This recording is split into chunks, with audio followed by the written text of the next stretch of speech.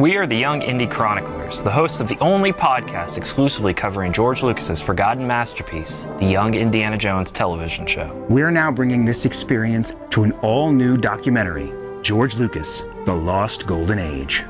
The untold story of how he laid the path to his own creative freedom. Those 4 years in there was the happiest period for Lucasfilm. So he appeared on the set as the second unit cameraman with his arm in a sling. I mean, it's typical of George. He does not give up.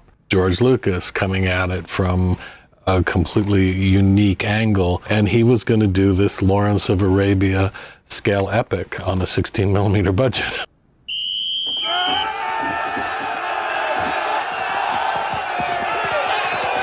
George made it clear he was doing something special, that he had high ambitions for the series from the beginning. The thinking man gives every life the same reverence that he gives his own.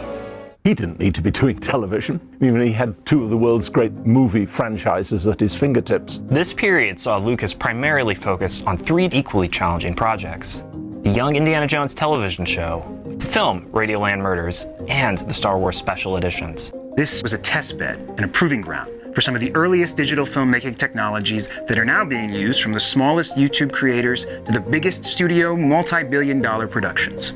You didn't think I was going to run, did you? I think some critics and film people were objected. The audiences were okay with it. We're thrilled to report that Rick McCallum, the producer of the Star Wars special editions and the prequel trilogy and the Young Indiana Jones series and Radioland Murders, has agreed to sit with us for an all-new exclusive interview just for this documentary. And the publicity after American Graffiti and again after Star Wars, George Lucas's next project is going to be Radioland Murders. Again, what is that? We're also in contact with other key figures from the period, including Ben Burt, Jonathan Hales, and many others who played an enormous part in bringing this era to life. You really couldn't do that show traditionally the way he was thinking of it, and of course he found ways to do it that were not traditional. And we want you to come along with us. We've built this Kickstarter campaign to support the film and help us cover costs such as travel, equipment, post-production, and final deliverables. While we do believe there is a version of this documentary we can produce at our lowest funding goal, there are many things we would like to do for this film that would require higher funding. The more money we can raise, the better this documentary will be. We've set up multiple tiers of support with some amazing perks that you can become part of the process. Whether it's a $5 thank you tier, or if you want to cement your name in film history right next to George Lucas, there's something for you. You can't do anything by yourself. You have to have people you can do it with. We hope you will both support us financially and also share the word about this campaign to everyone who wants to know the true story of George Lucas, The Lost Golden Age.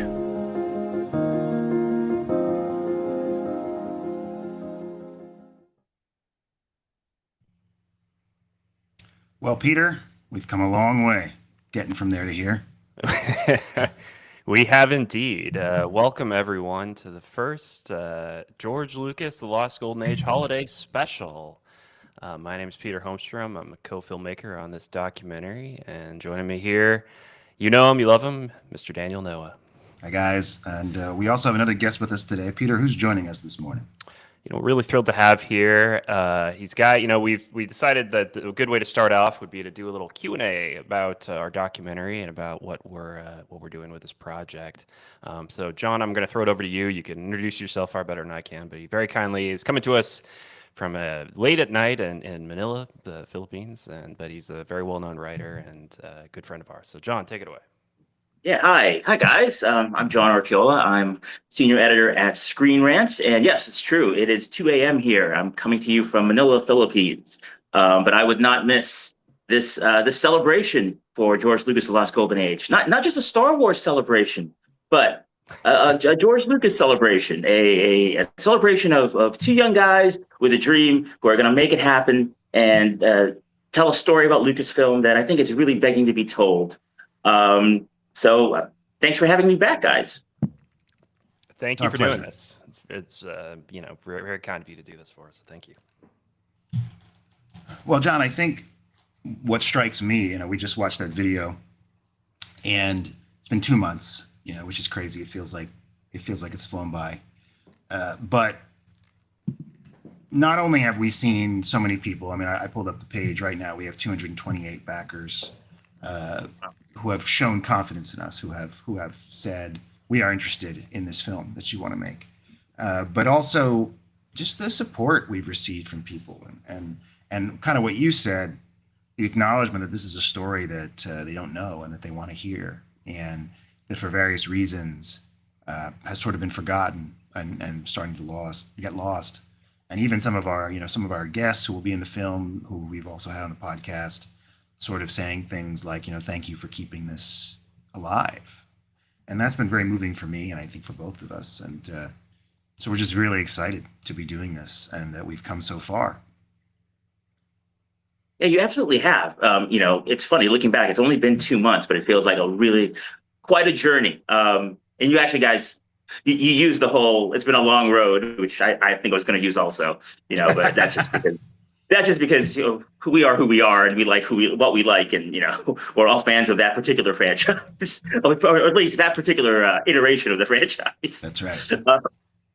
But yeah, I mean, Peter, for you, how does it feel to be this close to the finish line and nearly tripling your initial goal, and hopefully even surpassing it by the time this Jerry Lewis telethon we're doing here today is over? Yeah, it's really been incredible. Like we didn't know what to expect going into it. There was definitely a lot of doubts in our minds about like if we'd even meet our minimum funding goal. And we had kind of planned out various versions that we could do within that funding goal. But to see the outpouring of support, just day one, just with co-executive producer Stephen Jarrett just stepping in and really going hard and getting us throwing the football really far down the field, or however that analogy would work. But it's just been really, really gratifying and really wonderful to see it. And we've been able to set our goals even higher, and being able to think about like, okay, what's production look like now that we can afford to go to the UK and go to a lot of these places that we wouldn't have previously been able to go to. So it's been wonderful. It's been really, really heartwarming, really positive, and yeah, it's fantastic. Well, I think it's important to point out, and I'm glad you brought up Stephen Jarrett, who was that first person to really give us that huge vote of confidence, and I think tremendously legitimized the campaign from the beginning. I was actually trying to think the other day, I was like, was that the first day? Like, it's just like so much happened in one day, and I think we were funded within a day, within 24 hours. It was so fast, and largely thanks to Stephen. I mean, we had 2/3 of our goal met from one backer, basically. And then Florian, who came in later at the co-producer level, Florian Wensch, a German television producer whose series I want to check out, actually looks really interesting. But, these people who came in with generosity and confidence in us, which is incredibly touching. And we've had several backers at the production associate level of so many which I'm so touched, but so many I don't know all of your names off the top of my head. I apologize. Perhaps later in the stream we'll pull up a list and we'll read some of those names. It's certainly worth it. But I just don't think. I mean, we had hopes, of course, but there's a reason we set the funding goal at $15,000, and that was we wanted to make sure that we could go forward with the project. And it was sort of like, well, this feels reasonable. We can do this. And so to, as you say, almost triple it, which I really, right now we are sitting at $43,552.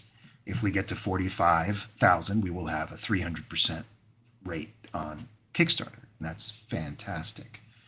So I think, hopefully you're watching. If you haven't backed, and if you have backed, send this to someone who hasn't backed, and let's see if we can get this to that 300%. And maybe 230 backers, because 228 is such an odd number. So there you go. Yeah, there's got to be 2 more people out there at least. 2 more people, probably. If we can even bring 10 grand, that'd be amazing, right? So. Yes, that's right. We have, that's a good point. Is that we have 2 more open executive producer slots if you're interested coming in at the end. Quite a few co-producer slots. I think we had 10 of those, so 9 left. So, if you are interested, and the very special thanks George Lucas tier is still available. So if you're out there and you're like, I would like my name in lights next to George Lucas, there you go. Maybe we could put it on some marketing materials. I mean, who's to say? Maybe at the premiere, you know, whatever we're able to display. It could say the title, and then it could say very special thanks, George Lucas, and your name. And we could use this so many places where people would see it in public and be like, well, that's so interesting. Who is this fascinating individual that I've never heard of? I will look into them, you know? So I'm just saying. And that invitation is also open to George Lucas himself. George Lucas and George Lucas. Also a very interesting thing. Someone would go, that's fascinating. What have you so what have you each learned from this whole process of your Kickstarter, besides the fact that there is real enthusiasm and desire for a George Lucas documentary, especially looking at Lucasfilm from this lost era, from this early 90s period that so many people actually don't know about? You know, as we talked about in the past, right? We feel like we jumped from Return of the Jedi to Last Crusade, and then there's a big leap to Phantom Menace. So, so what have you learned from this whole process of the Kickstarter? You know, and you know, in case you ever have to do this again. The value of autographs. I definitely learned that on the process. But no, seriously though, the you know, it's been a incredible journey, as we've already said, but it's a lot of work. It's definitely a lot of upkeep, a lot of stuff to do, and just about maintaining a Kickstarter. But also just, you know, I think the biggest thing we learned is just the passion of the audience out there to see something like this come to life. It's really heartwarming, and it speaks to just the amount of fandom that there is out there, you know. And I think too, like, maybe we've learned just the support and the connection to the larger Indiana Jones community. I think even, you know, 6 months ago when we first started the podcast, Young Indie Chroniclers, I think we felt like we were in a weird little niche where, you know, Star Wars fans don't know about us, Indiana Jones fans don't really like us. You know, it's like we're in this weird little pocket that no one's ever talked about. And the thing that I definitely learned at the WonderCon panel that we did back in March was like we had like 20 Indiana Jones cosplayers there, and it was incredible. And just seeing that their support and their love for this franchise as well has been just very positive and very cool. So just kind of that getting accepted by some of these communities has been really positive and really, really wonderful. There's definitely a tremendous community in the Indiana Jones fandom. It's not as big as the Star Wars fandom, but it's in some ways more tighter knit, and the individuals in that know each other, and they go to events, and we've sort of been their guest at many events and felt accepted by them. And the other thing I would say is, you know, I think we're seeing this emerging, you know, as Star Wars and even Indiana Jones in some ways sort of, you know, go the Disney route and their own, and now their IP and everything. There's this growing community of people who are sort of fans of George. And, you know, for so long, that was one thing. You know, you were a fan of George, you were a fan of Star Wars, and this was all sort of one big ball of fandom. And now it's sort of separating, and obviously he's doing the museum, and I think that will benefit from that. But there's renewed interest in the projects that he did as a creative, and you know, I can't tell you how many conversations I've had during this process with people who are like, oh yeah, and you know, he did Willow, and he did Howard the Duck, and you know, didn't he do a car movie, and you know, like all these things that are sort of just on the periphery of people's mind, and they're interested in. And there's no, you know, no one's making a studio documentary. No one's making something about this. And I think, as you say, the need for it, you know, when a podcast is such a specific art form, and it's so, you know, it caters to specific tastes, but film is more universal. And even documentary film, people are very open to the idea of watching a film about something. And what we've really tapped into is this love for George and this interest in George and his collaborators and Rick and Ben, respect for what they've accomplished. And, you know, we're in such a unique position, I think, to highlight all this because we are independent and we're not, you know, beholden to a particular narrative or a particular, you know, side of things. And so, you know, we have these sort of honest conversations with these people. And I think there's a craving for that in sort of the modern media moment. And I think just really happy that people have responded so well to it. And but to answer your question about if we were to do this again, I would say it's all the idea. You know, I think people are doing this because they love George, not because they love us. I mean, not really, you know. And we have, you know, we had this idea that I think filled a niche, and people are excited about it. And so if I were to do this again, I would make sure we had an idea like that. And you know, as you brought up, people really do love George, and it's so interesting to look back. It's 20 years ago now, right? When Revenge of the Sith came out, and George was in a different place in terms of how fandom saw him, because he was still running Star Wars, and there was the segment of the fandom that was disappointed by the prequels and thought that he was ruining Star Wars. And then 20 years passed, and a generation grew up with those prequels, and him also selling Star Wars to Disney, selling Lucasfilm to Disney, kind of separated him from that and kind of allowed him to become an artist and not just Star Wars. And so now people kind of look at him in a different way, and see almost like the complete artist and not just what he was in terms of that pocket from 97 to 2005 when he was making the prequels and disappointing the people who grew up with the original trilogy, let's say. And, the people who were making documentaries on YouTube and stuff about how they were disappointed by those prequels. But so, yeah, it's really interesting now to have a new perspective on George, especially since the zeitgeist kind of has changed around him. And, with the museum opening up, for instance, is a great example of that, where George is now seen as what he really is, which is like a revolutionary, very important force in filmmaking. Probably somebody, if there's a list of top 3 people who've changed movie making at all, he's got to be on there. He's one of the gold standards, just in terms of what he's accomplished and how he's pushed the medium forward. So I just think it's really interesting just how we all see George now differently. I think collectively as a fandom, regardless of how you feel about the Star Wars movies, because I guess Disney kind of became the new villain of Star Wars in the sense that now they're the ones screwing it up, and George is now separated from that and gets to kind of enjoy the laurels of what he created in this phase of his career. Well, I think it's worth saying that plenty of people enjoy Star Wars, and a lot of people have enjoyed Star Wars in its current iteration, and a lot of people enjoyed it in the 90s and the 2000s. I think the thing about Star Wars is it's a sacred text to American culture, and wars have been fought over sacred texts, right? It's something that it strikes a nerve for people. It's a very impactful thing that he created, and so I never begrudge people their reactions, because that would be unfair to expect people to react a certain way to something so evocative. But I think you're right when you talk about George as the artist. When all you want is the next Star Wars movie, Radio Land Murders is just the most frustrating thing in the world. It's like, I don't want this. I don't want to see this. I don't want to watch a movie about a radio station and the third is have Madcap, Looney Tunes, What's Up Doc, something thing.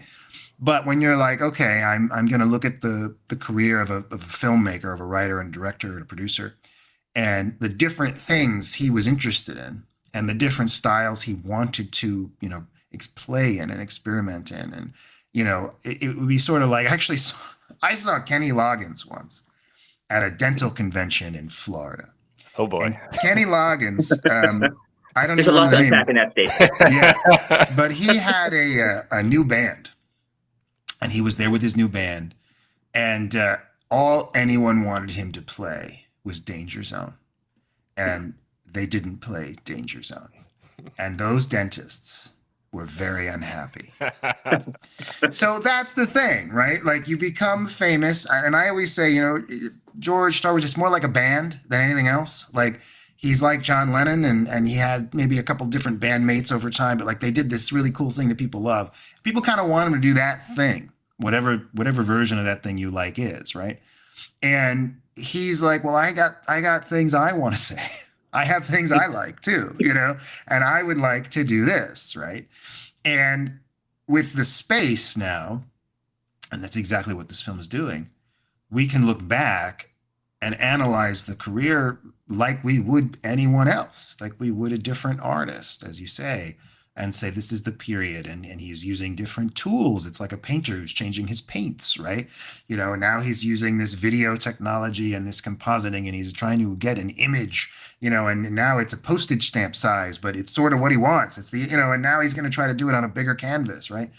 All these things are how, if it was Picasso or whoever, like we would look at that, would be like, oh, this was this period, and this is the period when he was doing this sort of thing. And I think George and there are other filmmakers certainly in this category deserve that level of, analysis and respect and documentation. So I'm excited to be a part of it. If anything, I feel like, other people are late to the party, right? It's like someone else should have done this, and it's on them that they didn't do it. And so we're going to do it. Nice.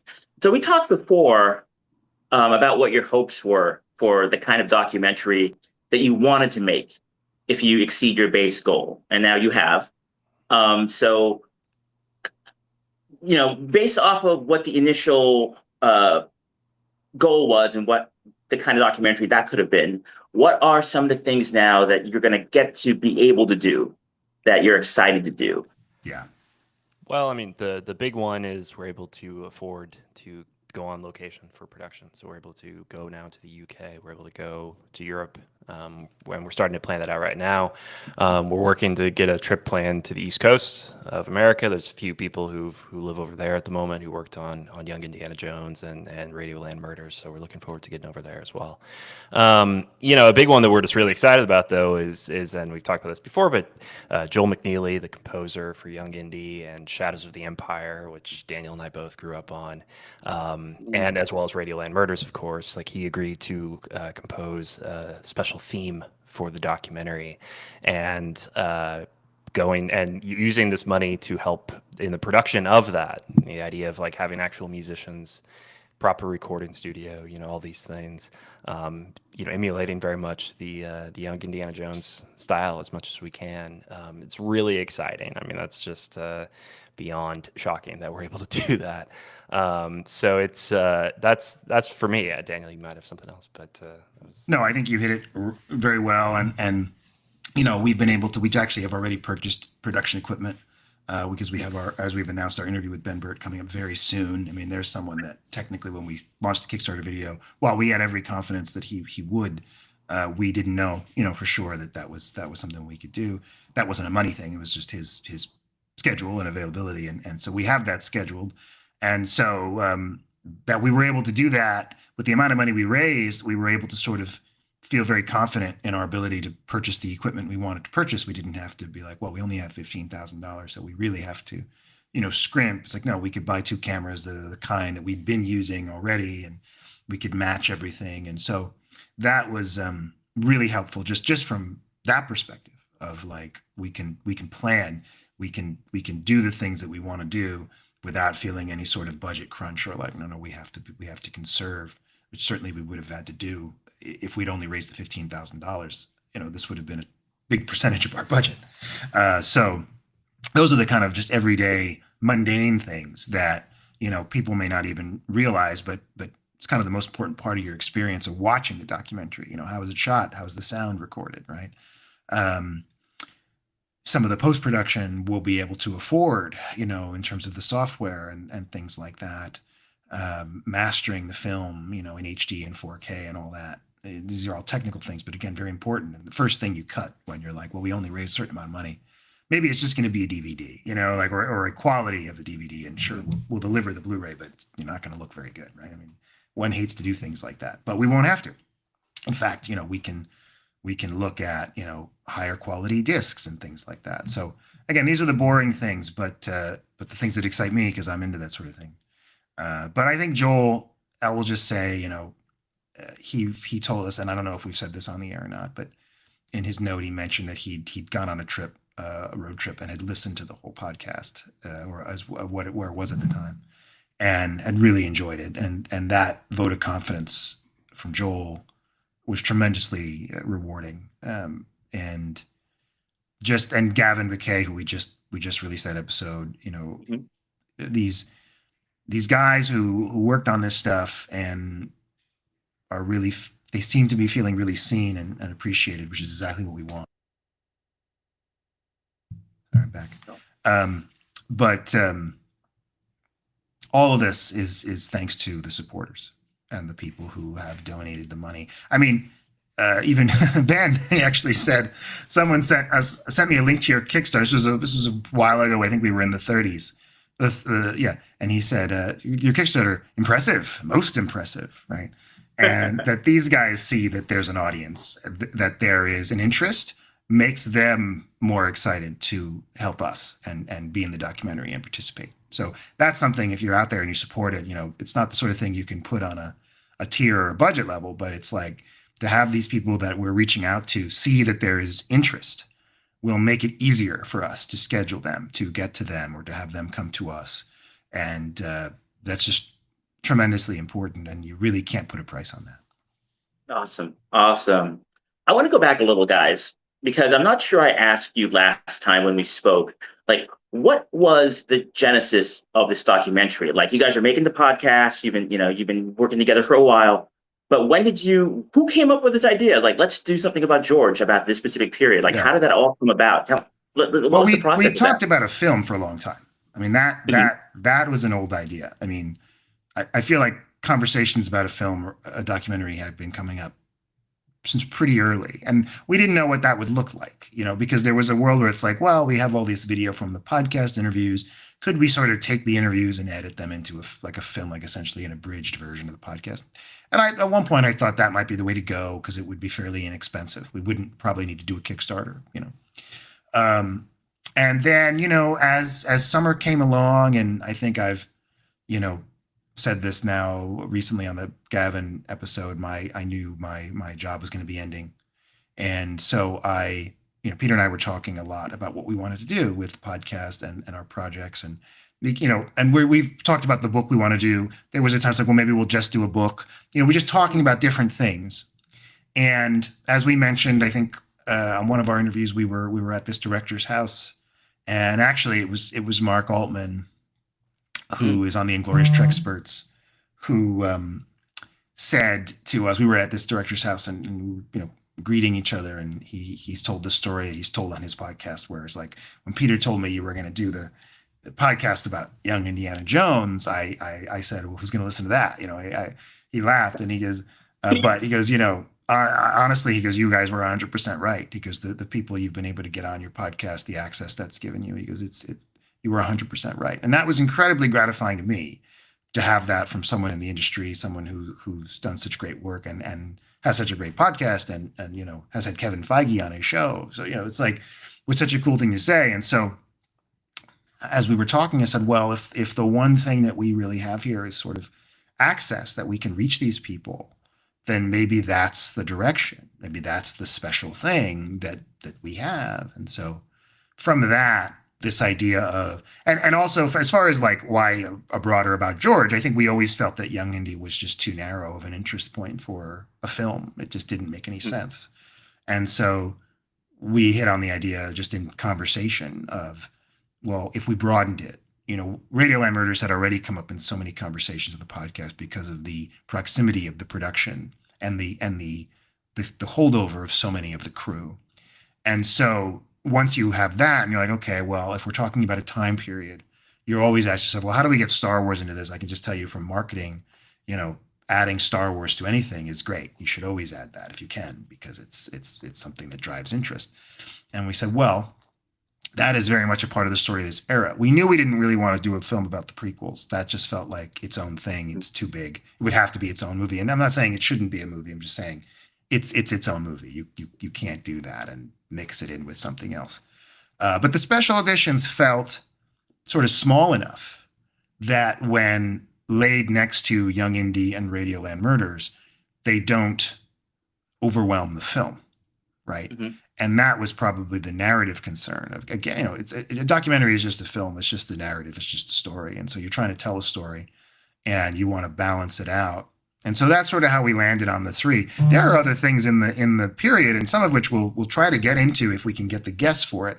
There's a lot of video games in the period that we have an interest in, and again, it's just reliant on guests and what interviews we can get. We've got C. Andrew Nelson coming on with us later today, who played Darth Vader in several video games in the period and in the special edition, and that's very exciting.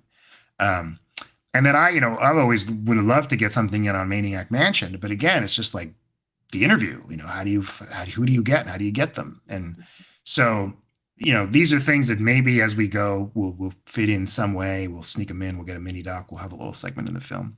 But building this film around Young Indy, Radioland Murders, and the Star Wars Special Editions.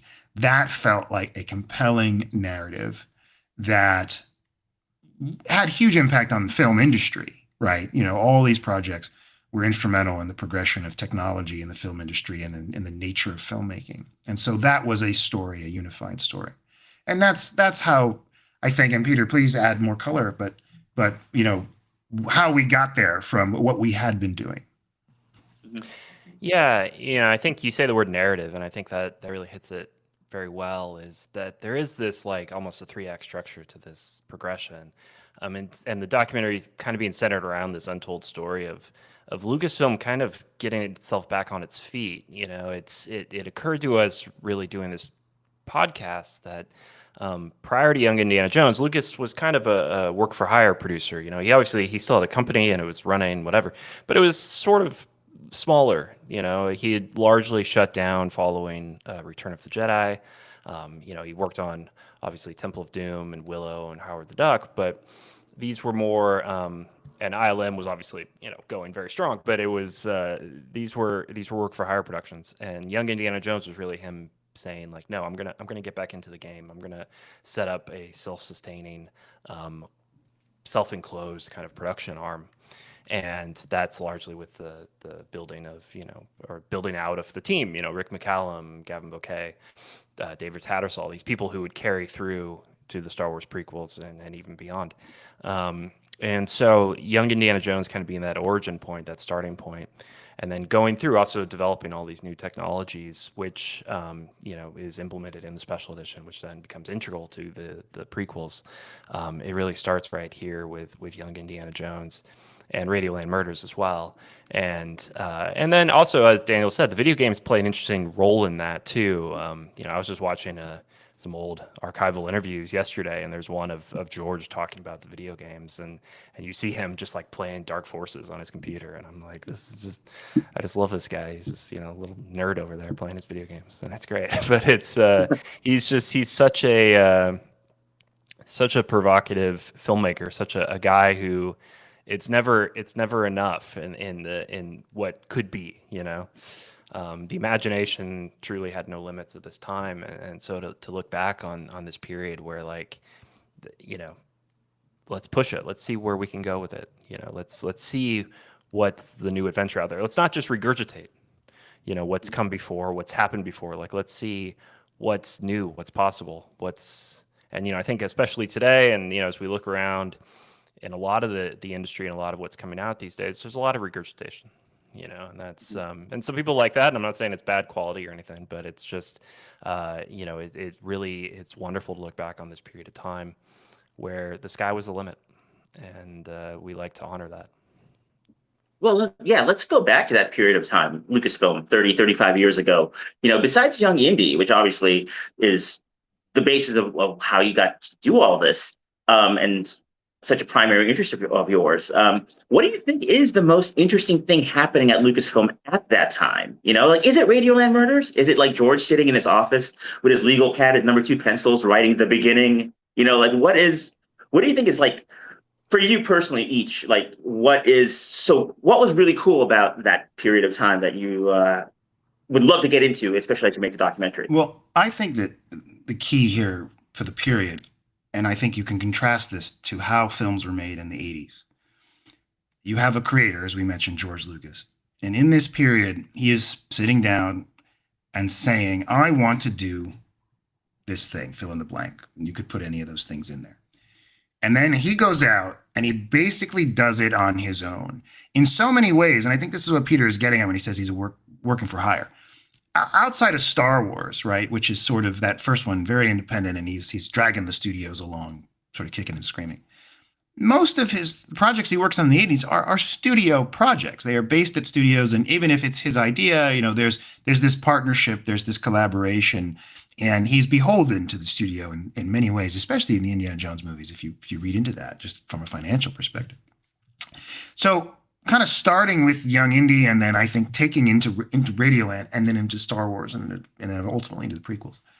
He's going, okay, I am now, you know, he turned 50 in 94, right? He's late 40s, and I am I have achieved this success. I have built Skywalker Ranch. I've recovered somewhat financially from the divorce and all these things. I want to do fill in the blank. And he starts this series of things driven purely by his own interest and his own desire. And yes, he finds studios and he sort of tricks some of them into helping him and funding him and doing all this stuff, right? But he's self-driven.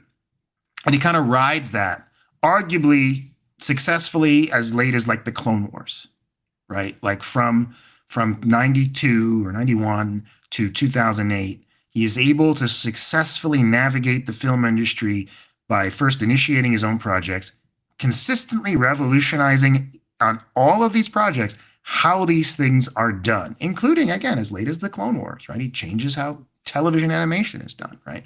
So that to me is the interest part of the story that I think, as everyone focuses on, again, the original Star Wars and all that, but like he really changes everything later.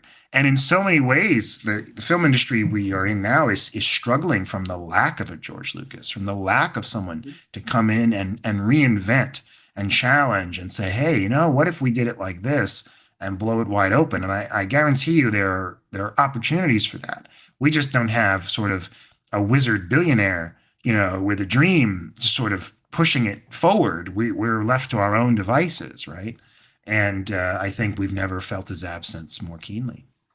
No, it's absolutely true. It's and I think a lot of people forget that the latest big innovation that I think anyone can point to is the de-aging tech.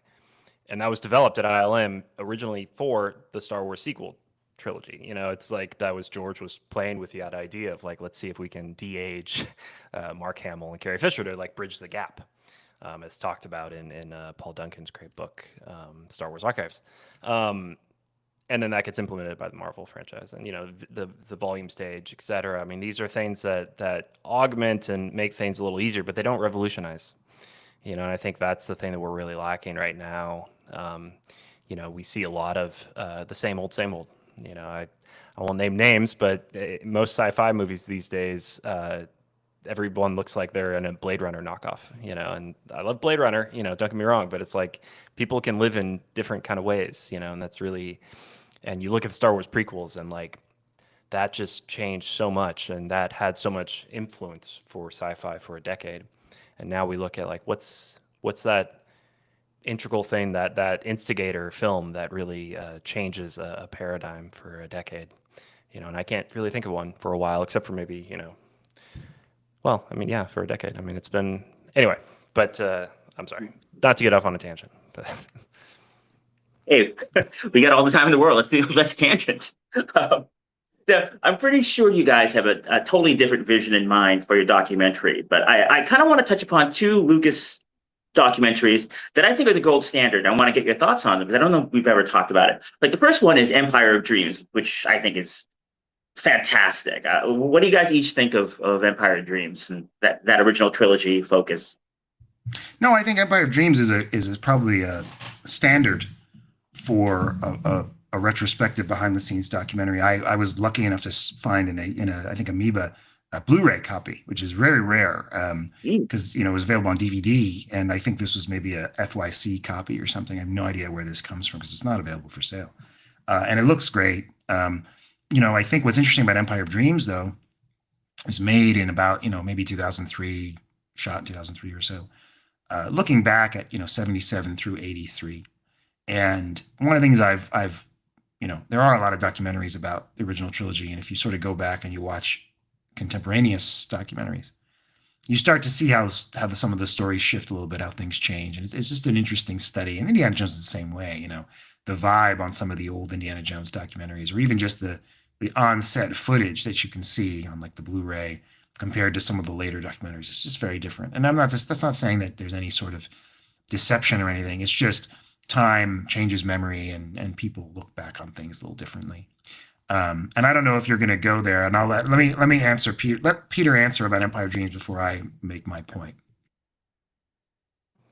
Yeah, I mean, I love it. And my only complaint is it's not longer. I would have watched a 6-hour or 10-hour version, but yeah, it was good. It felt came out in 2004, right? And it felt very much like prequels are coming to an end, and let's take a moment to look back at where it all began. But yeah, it's great. I was going to say, first off, I really wish we had one for the prequels.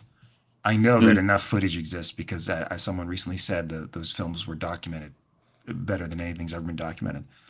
But the other thing I'll say is, to me, the greatest Star Wars documentary is the beginning. Yes. And I think many fans feel that way. And I think what makes the beginning great is that there's no interviews. Yeah. That's what makes it great. It is not a documentary that's people telling you stories about anything. It is pure fly on the wall, right? Kind of like that Beatles documentary they did, which the name is escaping me right now. And again, with the beginning, it's like, I think it's only like an hour. And it's like, here's a DVD. I mean, they were like, well, we only have so much room on the disc. But it's like, I wish it was 2 hours. I mean, like, they have the footage. It's cut so well. And I always was sad that they never just like did the middle and the end just in the same style. I'm sure it was partly because they didn't want to repeat themselves, and also like the production of each of those films was so different in some ways. And actually, if the Empire Dreams is on YouTube, I think, and even the beginning is on YouTube. It's on Disney Plus, I think. On Disney Plus, thank you. Yes. Yeah. And I think the beginning is in the extras section on the Phantom Menace as well. It's also on the official Star Wars YouTube. The beginning is there. I watched it last night. So check it out. But people sleep on, and you can get these DVDs. On Attack of the Clones, they actually did 3 documentaries. The long one is on the creation of Yoda. And I think people think it's like a CG documentary, and it's really not. You get a lot of Frank Oz in there. You get a lot of this discussion of like, what makes the performance of the puppet, and if you look at how they studied Yoda in that, I think it's just, if you're making Star Wars, I think it's an essential watch for how they were like, we have to go back to 1980. We have to recreate this thing, but also make it work, because if we animate the puppet as it was, people will just think it looks like bad animation, right? Like we have to bridge this gap between what a puppet can do and what an animated character can do. And they were doing this when there'd been so little work done on CG characters, right? There's also a great sound documentary on that disc, heavily featuring Ben Burtt. That's excellent. It's kind of hidden actually on the disc, but it's a good length, and it's really good. And then there's one on pre-visualization, which again is excellent. And then when you get to Revenge of the Sith, they have Within a Minute, which is one I like to excerpt on the podcast a lot. It's much drier because Within a Minute is designed almost like a course, and it looks specifically at the contributions of every production department, and that's how the documentary is organized. So you look at a scene, they have a minute of the movie, right? That's why it's called Within a Minute. It's like you take a minute of the fight on Mustafar, and then they go through every department's contribution to that minute of film, and it makes it a little dry. There's no propulsive narrative like the beginning has, where you sort of get to ride through the production of the film. But if you're interested in how films are made, it really is an excellent documentary, and especially how digital filmmaking and, like, frankly, modern films, because so many films are made that way now, it really shows you how it works. So those are my recommendations for those documentaries. And I think this goes to show too how unique Star Wars is in the lexicon of film and film history, and George Lucas's projects in general. Is like they always highlight the craftsmen involved. They really give credit where credit's due, and I think in some ways the weird byproduct of that is some people like to view that as reasons to take away credit from George, which I think is a huge mistake. But for Star Wars, they, from the earliest day, from 1977, it was like very early on, Ben Burtt's name was in conversation. That's not the case with any other franchise, with any other movie. Who's the sound engineer on, we're all fans of Star Trek. Like, who was the sound engineer on the original Star Trek series? Like, and even there, it's like, that's, people might know, but most people don't, whereas Ben Burtt, it's very common, and I think for us then to see that there's this window that hasn't had that sort of discourse, Young Indiana Jones and Radioland Murders. It's like, oh, that we kind of crave that. We want to this amount of detail given to these projects. So that largely is going into our philosophy with this documentary too, is that it's not just going to be a let's tell you this about these shows you never heard of. It's more like, let's highlight the craftsmen who were involved and the people who brought this innovative projects to life. I want to throw out there, of, just real quickly, because we're getting some great comments on Instagram. I just want to say thank you guys. I'm seeing some of this stuff. And also on YouTube, if you enter the chat on YouTube, it actually comes in on our little control console here. So if anybody does have any questions or comments they want to put in chat, please feel free as we have this conversation. Nice. That's awesome. Yeah. Thank you everybody for joining us. Thank you for commenting and your interest in George Lucas, The Lost Golden Age. Now that you guys are going to go forth and make this documentary, we're all film fans. We all grew up loving all kinds of films. What are the documentaries that are going to be like touchstones for you? What are your inspirations as you go forward and make your own? Well, I mean, I'm a big fan of The Beginning, as Daniel has previously mentioned. I think that's a big touchstone. Let's see what else. I love Jodorowsky's Dune. That's a great documentary. That's one I rewatch every so often.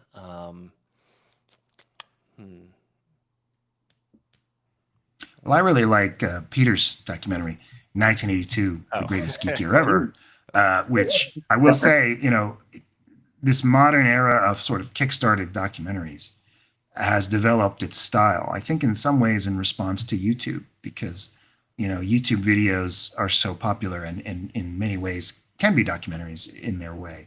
And so sort of, official documentaries or whatever you want to call it, documentaries that are produced for like the home video market as opposed to YouTube, have sort of adopted certain things from YouTube style while maintaining the style. And I think 1982 is a great example of that. I've also, and forgive me because I forget the name and we're live, but there's one I bought about action films, and I can't remember the name. It's a recent documentary. And Last Action Hero, isn't it? Maybe yes, Last Action Hero. That's right. That's right. Last Action Hero. Last Action. That's the one I was talking about. So, yeah. And I believe Peter McDonald's in that one, and I think that's where I was first aware of Peter as a personality, as opposed to just the name on the screen. And I remember sending Peter a text saying, we got to get this guy. This is like, we got to have him on podcast. And so I really admire and respect this sort of modern style of documentaries. There's something about it that feels different than something like Empire of Dreams, which is very formal. And I'm not saying I don't like it, but there's something about we're talking to people in their homes, we're talking to people in a moment in time that feels very accessible and modern. And I'm a fan of that in general, of like, what is the modern style? What is a modern style? And how do you evoke it, right? What's contemporary? I think especially when you're talking about documentaries, I think there are very few documentaries that stand the test of time in terms of like being timeless, because by its very nature, a documentary is attempting to explain a subject to an audience. And the only way to really do that is to meet the audience in the moment. And even our documentary, frankly, is being produced in this idea of we're reassessing the career of George Lucas. We're coming out in this particular moment near the 50th anniversary of Star Wars. I guarantee you, in 10 years, there will be a different view. There will be a different perspective. And while I hope our documentary is still essential viewing, I guarantee you there will be things that someone will say, well, they didn't talk about this, they didn't talk about that, because the conversation will have continued, and new things will have been unearthed and discussed, perhaps even as a result of the documentary. Someone will come out and say, I was there on this day and something happened and and we didn't know that, right? And that's the nature of documentary filmmaking. And so I'm all about how do we really make it something that when you say, well, this was a great film of 2025, or this was a great film of 2027, like essential of the period. But, again, I think it's not like The Godfather, which can be timeless because it's a story, it's a narrative. It can exist, or Star Wars for that same matter. So I'm excited to be a part of the current moment and reflect it in this documentary. That brings to mind, is there an Indiana Jones documentary kind of like the beginning? Like, is there something like that for that franchise? Closest would be the DVD. Sorry, Peter, if you want to jump in, but No, I was. yeah, what was produced for the DVD release in 2003, which has been carried over certainly to the Blu-ray, which was like they shot.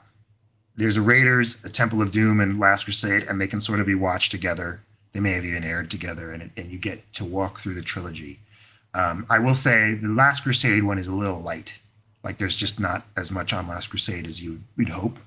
The Raiders stuff is excellent, and there's actually a second one that was done for the Blu-ray by Laurent Bozeroux. I don't know. Forgive me if I mispronounced that last name.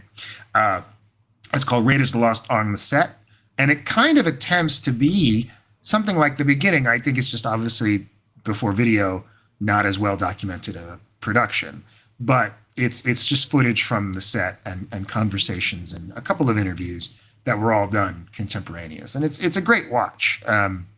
But they didn't do that for the other two, right? It was just the one. And then the thing with Indiana Jones is like, whereas Empire of Dreams was being made as the prequels were in production, so there's sort of an awareness of the longevity of the franchise. That those Indiana Jones documentaries were produced long before Crystal Skull came out, or any sense that this franchise was going to continue. And I think Peter and I perhaps would criticize, in general, all Indiana Jones, retrospective material, whether it's that documentary or the excellent making of book that J.W. Rinsler wrote. It basically ignores young Indy, and that is frustrating to us, as it feels like it's a part of the story, and where else will it be documented? Not to say it should be the focus, but 5 minutes on young Indy in a documentary about Indiana Jones feels appropriate, and you rarely get that. Yeah, there's, here in just about an hour, an hour, Dan Madsen's going to join us for a brief conversation, but he wrote the very good, but still very short, behind the scenes book that came out just before season 1 of Young Indiana Jones came out. And that's about all we got, and I think, Lucas loves to archive material. I'm sure that the material exists for this stuff, but also George isn't an idiot, and Lucasfilm in general just isn't, they are, there's they're going to produce stuff to where the money is, and so there's going to be a lot of Star Wars projects, but there's going to be less on Indiana Jones, and then even less on young Indiana Jones in particular, because they just didn't produce. They put their money in producing the show itself, and then ultimately, success was the story's left for us to tell. So that's where we're at. One of the things also from the era of the early 90s that I remember fondly, because we talked about obviously the films, and we talked about TV shows like Young Indy, and we've talked about the video games. Now we've touched on that, but I remember the officially licensed Indiana Jones novels, most of which were written by Rob McGregor, which I loved. I only had 3 or 4 of them, but Indiana Jones and Dance of the Giants and the Parallel Delphi, those books were great. And those were also young Indy stories, since they took place before Temple of Doom, which we know takes place before Raiders. That's right. So I don't know. What do you? I read those. Did you? No, I read those. I don't know if I read them all, but I would go to the Candy Country Library up in Santa Clarita, and I'd get whatever they had. And I thought it was interesting that they had. I don't remember if I read them before Young Indy or after, or how it interacted with that, but that they were set in the 20s and were sort of interquels. I thought I enjoyed them quite a bit. I thought they had a sense of the character that felt authentic. I don't know how much Lucas himself was involved, but I think like most books of the time, whether they Star Wars or Indiana Jones, they had a really good team at Lucasfilm Licensing and the publishing team with Del Rey or Bantam. And okay, cool. Sorry, I just saw a message. But I think they were great, and I think I wish there was more. And actually, one of the things, I just ordered it, something we've talked about. We definitely want to do some sort of episode on the podcast. There was a Young Indy novelization. Well, there were many sort of junior novelizations. There was one like maybe either you could call it young adult or just adult novelization of the show called The Mata Hari Affair, which James Luceno wrote. And a lot of fans know him from the Dark Plagueis novels and many other books in that era. And I just ordered a copy because I'd like to read it. But one of the things that fascinates us is, as early as it was made, it is combining the Verdun episode with the Mata Hari episode. We're actually doing a commentary on that later today. And we'll probably talk about this a little bit. But that they had decided that early to link these stories, which there was really no reason to, is really fascinating. So we want to dive into that. And there's a lot, I think. We probably could get some more guests from the publishing world at Lucasfilm at that time and talk about these Indiana Jones books and how they wrangled the continuity and what role did Young Indy play in that. And because I don't know that it really referenced Young Indy much, but they did stay out of its way, if that makes sense, which probably means they were being developed around the same time, which is something we saw. We did an episode on the comics, and there was a comic strip and a junior novel book series for Young Indy that were sort of in development at the same time as the series and sort of had to step out of its way. And so I think there was a lot of that at Lucasfilm going on, where it's like, okay, we got a number of things going. We have to develop them. And then as they get in each other's way, we'll sort of adjust them and try to keep them from running into each other. But they were never, I will say, I admire, they didn't seem afraid to do things. They would be like, let's get a book series going. Let's get a comic going. And if they had to adjust, they have to adjust. But they weren't like, well, let's wait. We got this pitch, but let's wait. Let's see. Because there was no time for that, right? They were there to make stuff. And I think we admire that. Absolutely. John, I'm afraid we're going to have to wrap things up here soon. We got a full day of schedule ahead of us. But if you got a final question for us. Sure. Yeah. I mean, this is the last day of the Kickstarter, and to entice anybody else who is still on the fence, what's your favorite of the perks being offered? Oh, well, you got to get the special collector's Blu-ray. Whenever I see someone get the regular Blu-ray, I'm like, why? Get the special collector's Blu-ray. It's better. I heard your voice in my head, and I almost picked the Blu-ray. I'm like, if you need to save money, buy the DVD. Like. I get it, and get the DVD. But if you want a Blu-ray, get the good Blu-ray. You'll regret it. I can't tell you, as someone who's bought the wrong Blu-ray for so many movies, it's like, just get the good one. That's what I say. Yeah, truly. I mean, as we've expressed on this podcast or on this recording, Daniel and I love special features. So the plan is with the collector's edition is to really jam pack it in with mini docs, deleted scenes, commentaries, all sorts of stuff. So this isn't just like here's a postcard insert kind of shit, or it's like this is going to be a really worth your money sort of collector's edition Blu-ray. So pick it up.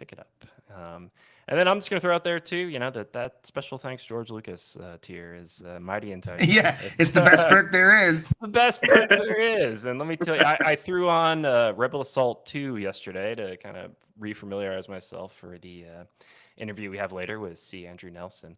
And it's right there, opening credits, and it just felt so nice. I was like, oh yeah, that credit looks great. It looks great.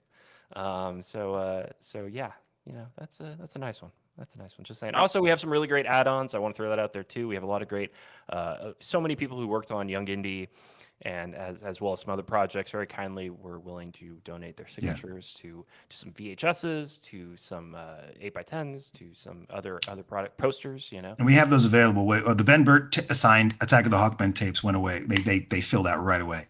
But we do have some other VHSs signed by writers and Gavin, I believe.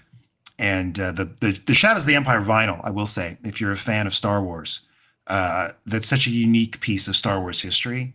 And to have Joel be willing to autograph it, the composer, if you're a collector, and quite a few have gone, I really do recommend that. Nice. All right. Well, guys, I'm going to beam on out of here and let you guys continue on with your full day of programming. Congratulations on the wild success of the Kickstarter. I'm very excited for you guys. I can't wait to have you guys get out there, make this thing. I can't wait to see it. And best of luck, my friends. Thanks, John. So much, John. Thank you for staying up late for us, and super great to talk to you again. So let's do it. Let's do it soon. We don't have to have a Kickstarter. We'll do it without. We'll do it off the record. We don't have to record. Just hang out. You got it. Anytime, man. Anytime, guys. All right. Thanks. All right. Much, John. Take care. Good luck. And see you later.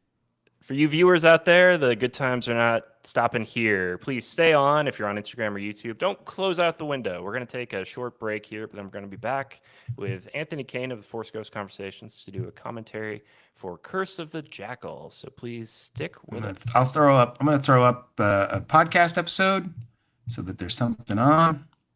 And there you go. I think it's a lost Jedi temple. And my son and I were chatting about that nostalgia for riding around on bikes, and like in Stranger Things. And I was like, I don't know if that really existed. And my son looked at me and then I was like, oh yeah, my overweight nerdy buddies and I were like riding around on our bikes with cap guns and Super 8 cameras in our baskets on our bikes and going around and making movies. So very much it was that era that JJ captured really well in his movie Super 8. I have to help Charles finish his movie. It'd be good for you to spend some time with kids who don't run around with cameras and monster makeup. Could you close your eyes, please? And action! And I always wanted to get into filmmaking and make movies. And my dad, a guy who had done sound work on one of his documentaries, ended up doing sound at American Zoetrope. And so when I was a kid, which was Francis Ford Coppola's company, and he had it with George. And I think it was after Star Wars came out, we got to go up there and I saw him editing Dragon Slayer, which was an amazing classic movie, and got a tour of the Kerner Company. Oh, wow. Which you may be more familiar. It's Industrial Light and Magic. Yeah. And they were filming stop motion of the AT-AT walkers. Wow. And of the in Raiders, when in the big truck chase, there's a German Jeep that goes off like a cliff. Yeah. And so they had all that stuff set up there. And I saw that as a kid. And that was that moment where you're like, oh, this is a career. People do this. That stuff that I see on a screen isn't really totally magic or unattainable. These jokers are doing it up here. So I really, kind of committed to having a filmmaking career based on that. Like a total nerd and an ADHD undiagnosed kid, that's all I could really do. So that's all I really was dedicated to doing. And then I got into writing. I always was going to be a filmmaker, but I never really experienced writing until my freshman year of college or sophomore year of college. I met this kid in the dining hall and he had just gotten back from Christmas vacation. And he's like, I just sold a script with my friend. We just wrote a script and sold it to Disney. I was like, what? What the hell? Is that real? And we riffed out a script over lunch. We just met and then we wrote a screenplay in a few days. And I learned how to write and learned that writing a whole script, you just had to do it. It wasn't like this unattainable thing. It was something that we cranked out. And that friend was JJ Abrams. What? We'll have mixed feelings about, which is too bad. About his work. We'll respect the JJ. Yeah, but he's, been a great friend and a longtime friend. And again, I got to see that person who actually did the job and that it was real and it really felt attainable. So that I was just super dedicated to doing that and studied that in school, went to film school at NYU for a year, made another friend who actually became my agent. And we kind of started in the business together. So, and I, wrote movies for about 10 years, like selling specs, taking assignments, selling pitches. And it was the miracle years of Hollywood. It was, the kind of the last great, spec era, discretionary era where screenwriters sold spec scripts for millions of dollars, like JJ and Shane Black and Joe Esterhaus. And then studios were paying writers to just crank things out. So I did that for about 10 years and did really well and had a great time and wrote kind of a new Flash Gordon, adapted some video games, just wrote a ton of scripts. None of them were getting made. I was making a ton of money, but really frustrated with working in films because writers are not treated very well in film. And JJ, who'd been doing really well and just writing Armageddon and tons of huge stuff, he was just as frustrated. Hi, Harry. I have asked you repeatedly to call me Dad.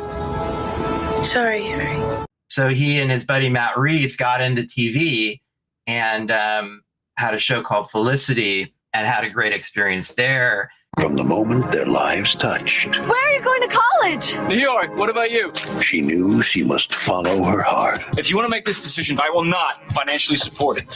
She's about to make the best mistake of her life. Is it possible to be just friends with someone I have these feelings for? It's about growing up I had to learn. and falling in love. I'm kind of into Julie. Scott Foley, Amy Jo Johnson, Scott Speedman, and Kerry Russell. How could you lead me on? You made me fall in love with you. How could you think that you're in love with me? You don't even know me. And then JJ started to create Alias, and he said, like, dude, you got to come do this. It's so much better. We get to do whatever we want. We have the power. Like, we get to write things and make things. And I was stoked to get into TV where I could, you know, learn how to crank stuff out. That was the main thing, is I wanted to just learn how to write more and write faster and see stuff made. So I got into TV in 2001 and just had a great run for 20 years or whatever it's been after that. So That's fantastic. And you said you'd like written some video games early on, and yeah, totally.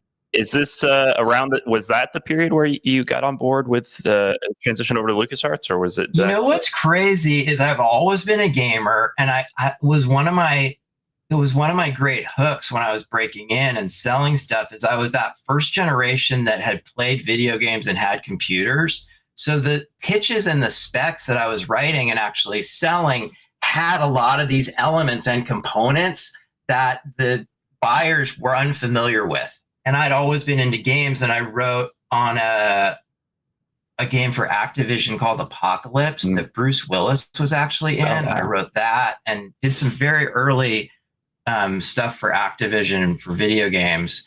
And I just always kept my foot in that. And it was during the, when was the other there? So we just had a writer's strike, and then there was a writer's strike before that. And I can't even remember what year that was. 2007 to 8 was the last writer's strike. Yeah. I think that was another well-chosen time, right? Because wasn't there like an economic depression at that time? So that was a great time for a strike. It followed it. So hopefully economic depressions don't follow Hollywood strikes. Yeah, exactly. So in 2008, you know, I was on a show called Heroes that was doing well at the time. You know, a good friend of mine once said it's more important to be. And we're back. Hello. I got my first of many glasses of Diet Coke right in front of me. So we're settling in for hour 2 of the big George Lucas Lost Golden Age holiday special. We're really thrilled to have joined us here in a moment. Anthony King, he's the host of Force Ghost Conversation. And we're going to be rocking a audio commentary, or just a video commentary, I suppose, for Indiana Jones and the Curse of the Jackal. I'm very excited for that. So let's bring on Anthony here. I got to get rid of the text, though, don't I? I think the text is gone. I think the text is gone. All right, let's bring on Anthony here, and we'll say hi to him. Anthony, how you doing, sir? Howdy, everyone. It's good to see you. Good to see you. How's good to see you Florida too. doing for you? Florida is a lot warmer than Pennsylvania is right now. I can tell you that. We've just got home yesterday. Last night, I should say maybe 3 a.m. we got home. So, yeah, fun. Wow. Did you drive or did you fly or what? Oh, we flew. I'm not doing that drive. That is 17 hours of time I can be doing other things. So no need to be doing that. Well, thanks for joining us on that heroin journey. It's I think because we're on the West Coast, it's like the distance means it's so different for us. Like, I don't know. It's in my mind, it's like the East Coast is just kind of like 2 hours away from each other. There's like barely any distance at all. But it's, the majority of the East Coast is that way. It's just the Florida to where the conglomerate of the East Coast is just too far away out of reach for a drive, at least for my speed. Absolutely. So, Anthony, thanks for joining us here. This will be, as we said, a commentary for Young Indiana Jones and the Curse of the Jackal. For listeners out there, audience members, this is the Laserdisc version, so this will be the original broadcast version for the very first episode of Young Indiana Jones. For those of you who only experienced the show on DVD, this will be a fresh experience for you, very new experience. And this will be the Egypt episode with Corey Carrier, and then also the Mexico Pancho Villa episode starring Sean Patrick Flannery with bookends by the old Indy played by George Hall. Because that no one has this, we don't have this sort of sync up at home. It's not really necessary. This is unique. Let me set up the share. Peter, are we basically ready to do this here? Let's rock and roll. All right. Anthony, have you ever seen? Oh, and actually, ignore this. So what plays on the Laserdisc first is like a little teaser. I think these were the broadcast promos cut by Lucasfilm and shipped overseas. And unfortunately, we don't have any. We have Japanese subtitles. This is a Japanese Laserdisc, but we're not able to put out the. Well, we could put out the audio, but then it would be very difficult for us to talk. But the Anthony, have you ever seen this version of this film? I have not actually. No, this was arguably one of the most enticing. I mean, just talking to you guys alone is enticing enough to hop on here and enjoy this endeavor. But when the Laserdisc version was floated in the concept of what we'd be talking about, I was like, all right, let's do this. I didn't even know Laserdiscs existed for Young Indy at all, and the Japanese subtitles will make it even the better. They did. I think and you can still find them floating around on eBay or resale sites. Definitely worth picking up. Obviously, you can't just pick them up. You also have to get a Laserdisc player, and it's a whole complicated process to get them to play. But it's really worth the time, because I think the really interesting thing here too is that it's not just that you get to see the bookends, but you also see a completely different edit for the episodes. It is edited for the act breaks. It's edited for advertisers. It's got a title sequence, as you're seeing right now. Title sequence. I love it. And what you see is a really different representation, and you really value what they did with the DVD set a lot more, because they extend scenes for the DVD. They really fill out moments. It's a complete ground up new edit for the episodes. But here's probably what shocked a lot of people when they tuned in 1992. You start out in 1992. You see a bunch of kids walking around the what is it, the New York Museum of Modern Art? Is that right, Daniel? Or I think it's supposed to be the Natural History Museum, but I don't know what I don't. This is shot in Wilmington, so of course, who knows where it is? But yeah. Shot in Wilmington. Oh, I'll have to track this down. The actual location here. Yeah, I'm sure this was shot. White's family owns a beach house nearby, so like we have to go through Wilmington to get there. So maybe when we come out to of that. film some stuff, we'll hit your family up and see if we can stay there. Yeah. But so we start here with a bookend. The idea was originally that an old Indy is telling stories from its youth to the current generation, and really influenced by kind of the idea of like you visit your grandparents and your grandparents tell you about their history that you don't know about. And this wasn't just originated in Young Indiana Jones. This actually started, even predated this, when they were developing a kind of Young Indiana Jones stunt spectacular for Disneyland. It never got produced, but there was scripts, there was developed plans. It was soon to happen, and even there's the man himself. That's the man Indiana himself, Jones. George Hall. But even in that Disneyland stunt spectacular, the idea was it would start with a old Indiana Jones coming out to tell you of a story of his youth. Why they thought that was a good idea for a Disneyland stunt spectacular, I don't know. But the idea carried through here. Maybe it was an offshoot of development on Young Indiana Jones. We're not sure. But needless to say, the idea for the first 2 seasons of the show was that a George Hall character would introduce the episode for you week to week. Hey Peter, I have a question. If I give you a lower third graphic, are you able to insert that so it's like back to Kickstarter? I can insert text. I guess the question is, you can put text in? Yeah, I'm not sure if I can do a hyperlink, but well, that's okay. Why don't you just put something that says back the Kickstarter now, just so people know we have a Kickstarter. Yeah. So right now we're sitting at let's see, 43,552. We'd really love to get to 45,000 because it's such an even rounded number, and it would also mean that we are 300% funded, which also sounds great. So if you're out there, oh, go ahead. Yeah. I will add a link then. But if you're out there and you haven't backed yet, as we were just saying, the Blu-ray would be a great gift for anyone. And some of the great insight you're getting here in this live stream, about the genesis of this show is the sort of thing that you can expect in George Lucas, The Lost Golden Age. Anthony, I don't know if you've seen the DVD cuts of these young indie movies. I have, yeah. I mean, I assume they're the Disney Plus versions that came out. They are, yes, as well. And yeah, this is pretty one similar. Yeah, this footage is pretty much what you saw. I think they added a few scenes of young Indy getting into some trouble. It's been extended in the Disney Plus version that you saw, but this footage was there.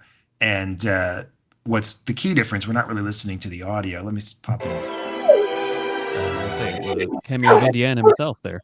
That's right. He was going to make So this is George great Hall's trip, voice. and we were going with And him. in the version that you would have Trip was going seen, to Corey Carrier would have re-recorded all this. So it's all brought to you sort of from Corey's perspective. What the dialogue I think is unchanged. I think that it's pretty much exactly the same, just a different voice. So that was interesting. I thought that choice, because they could have been Flannery, it could have been anybody really, but they chose to sort of shift the perspective. They did. I got a question for. Yeah. Go ahead, Anthony. Go ahead. I was gonna say I have a question for you guys, and I think I know the answer here, but in a post style of Destiny world, do you still consider Eye Patch Indiana Jones to be kind of the final stage of the character as we know him, or have your thoughts changed on that matter? Because I kind of like this is the canon here. Yeah, I haven't. I'm not aware of what's that you called it? Dial of Destiny. I'm not aware. I haven't heard of that. I've never heard of her. Here's what I'll say. I like my old Indiana Jones with a family and a grandson and a daughter. I don't know how that squares with Dial of Destiny. I don't really know how it squares with Kingdom of the Crystal Skull, but I still prefer it. So if it costs an eye patch, I'm happy to give up the eye. I do think, it would have been really cool had they made a fifth Indiana Jones movie to have him lose his eye. I think that's would have been a great opportunity to bring it all together. And I feel like there were moments in the movie where I was like, "They gonna do it?" Might have made the whole go back to Syracuse, Greece worth my while, because if he lost his eye in ancient Greece, I mean that'd be kind of cool, I think. Mm-hmm, but yeah, to your point, I do think that why not? There's nothing about the old indie thing that makes me go, it shouldn't be how he lived. I think dramatically it's not the strongest thing, right?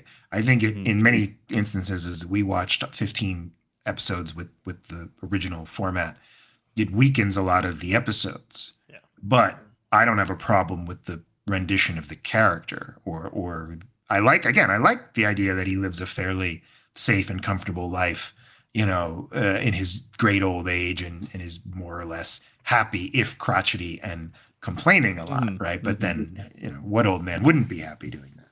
So, hey, even in our young age, we can still get there. Yeah, absolutely. To go back to what you're saying earlier, Daniel, the version on the DVD is very extended here at the beginning, but what I find really interesting is that the footage of Corey is more or less intact. There's a few added shots. You can clearly see Lloyd. I'm so sorry, I'm blanking on his name. Lloyd, what? The father. Lloyd Owen. Lloyd Owen. Good God, Yeah, Lloyd yeah, Owen. yeah. So sorry, but Lloyd Owen. The age fluctuates a bit, so clearly they shot a few insert shots with Lloyd. I think specifically the shot where they're bending over the baby of young Indy is Indy on the roof is added for the DVD. The roof, absolutely. But the stuff of Corey is all clearly from the original production, because he's still age appropriate. So they had the footage. That's what I always find really interesting, is that they overshot for the show. They didn't shoot for a 45-minute runtime. They shot for more of like a 50 an hour runtime. So there's a lot of footage that was able to be reinserted for the DVD. Well, they had it's funny because they were obsessive about shooting these as 1 hour blocks, even when they were intended, as many of them were, to air in a movie of the week format. I don't know if that was a thought of like, well, syndication, or like we want to make sure that the show can always be chopped up. I don't exactly know the thought there, but like even Mystery of the Blues, which was sort of packaged as a TV movie, there's clearly the first half and the second half, right? And Phantom Train of Doom, shot as a TV movie, first half, second half. The only one I could say maybe escapes that is Scandal in 1920. Yeah, I'm not sure I could tell you where the first half of Scandal of the 1920 ends, even though overseas it aired as a two-parter. It did. So, and maybe that was the thought, was that we're making this for an international audience and it's just not going to air everywhere as a movie of the week. So we want to make sure that these can be chopped up. Yeah. But it's just funny that ultimately they then were all edited into features. So yeah. This scene here on the boat was the first footage shot for Young Indiana Jones. It's a fun scene. Yeah, it's very, very enjoyable. The captain. I was gonna say, don't want to discount the C.O. Bibble yes. cameo there too. Yes. There we go.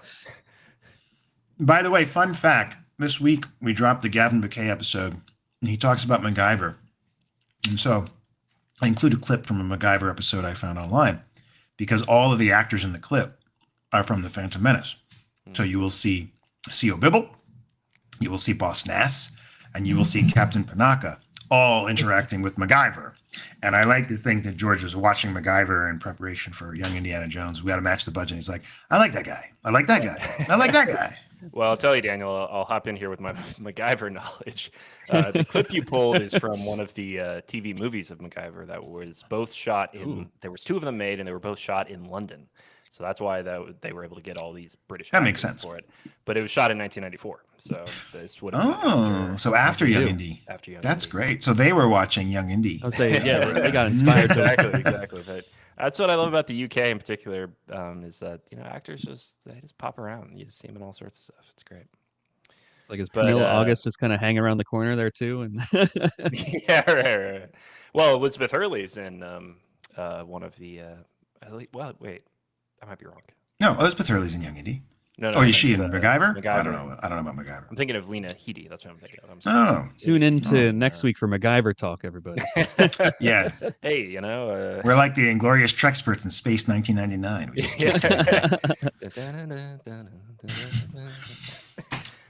We actually have looks like we have 11 people watching, according to, or 10. We lost somebody with the MacGyver talk. Hey, but just so everybody knows, we are able to see the live chat. So if you have any comments or questions, you can throw them in the chat.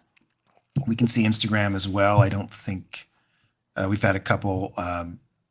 Thanks, Matt. Matt Rose, one of our great backers, was commenting. It looks like Paige and Chris Bromley have been watching. Thank you guys so much. Oh, that's great. Really, really wonderful.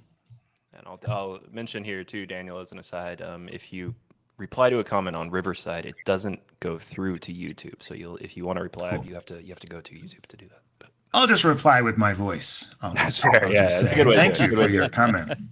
Shout out to insert here. Really wonderful photography here of the pyramids. This was a big point that George wanted to hit with the show, is that movies are often limited in their location and in where they can go. And he really wanted with the show to actually go to these real world locations. So there's a lot of beautiful just on-set photography. And I think in some ways it was lost on people in 1992 that this actually is Egypt. I think we were so inundated with the standards of television at the time, which was you would insert stock footage and that's all you'd use. But here they actually went to Egypt, and it's really remarkable. Unfortunately, Peter, so much was lost on people in 1992. Yeah, they were like, big deal. They're at the pyramids. Who cares?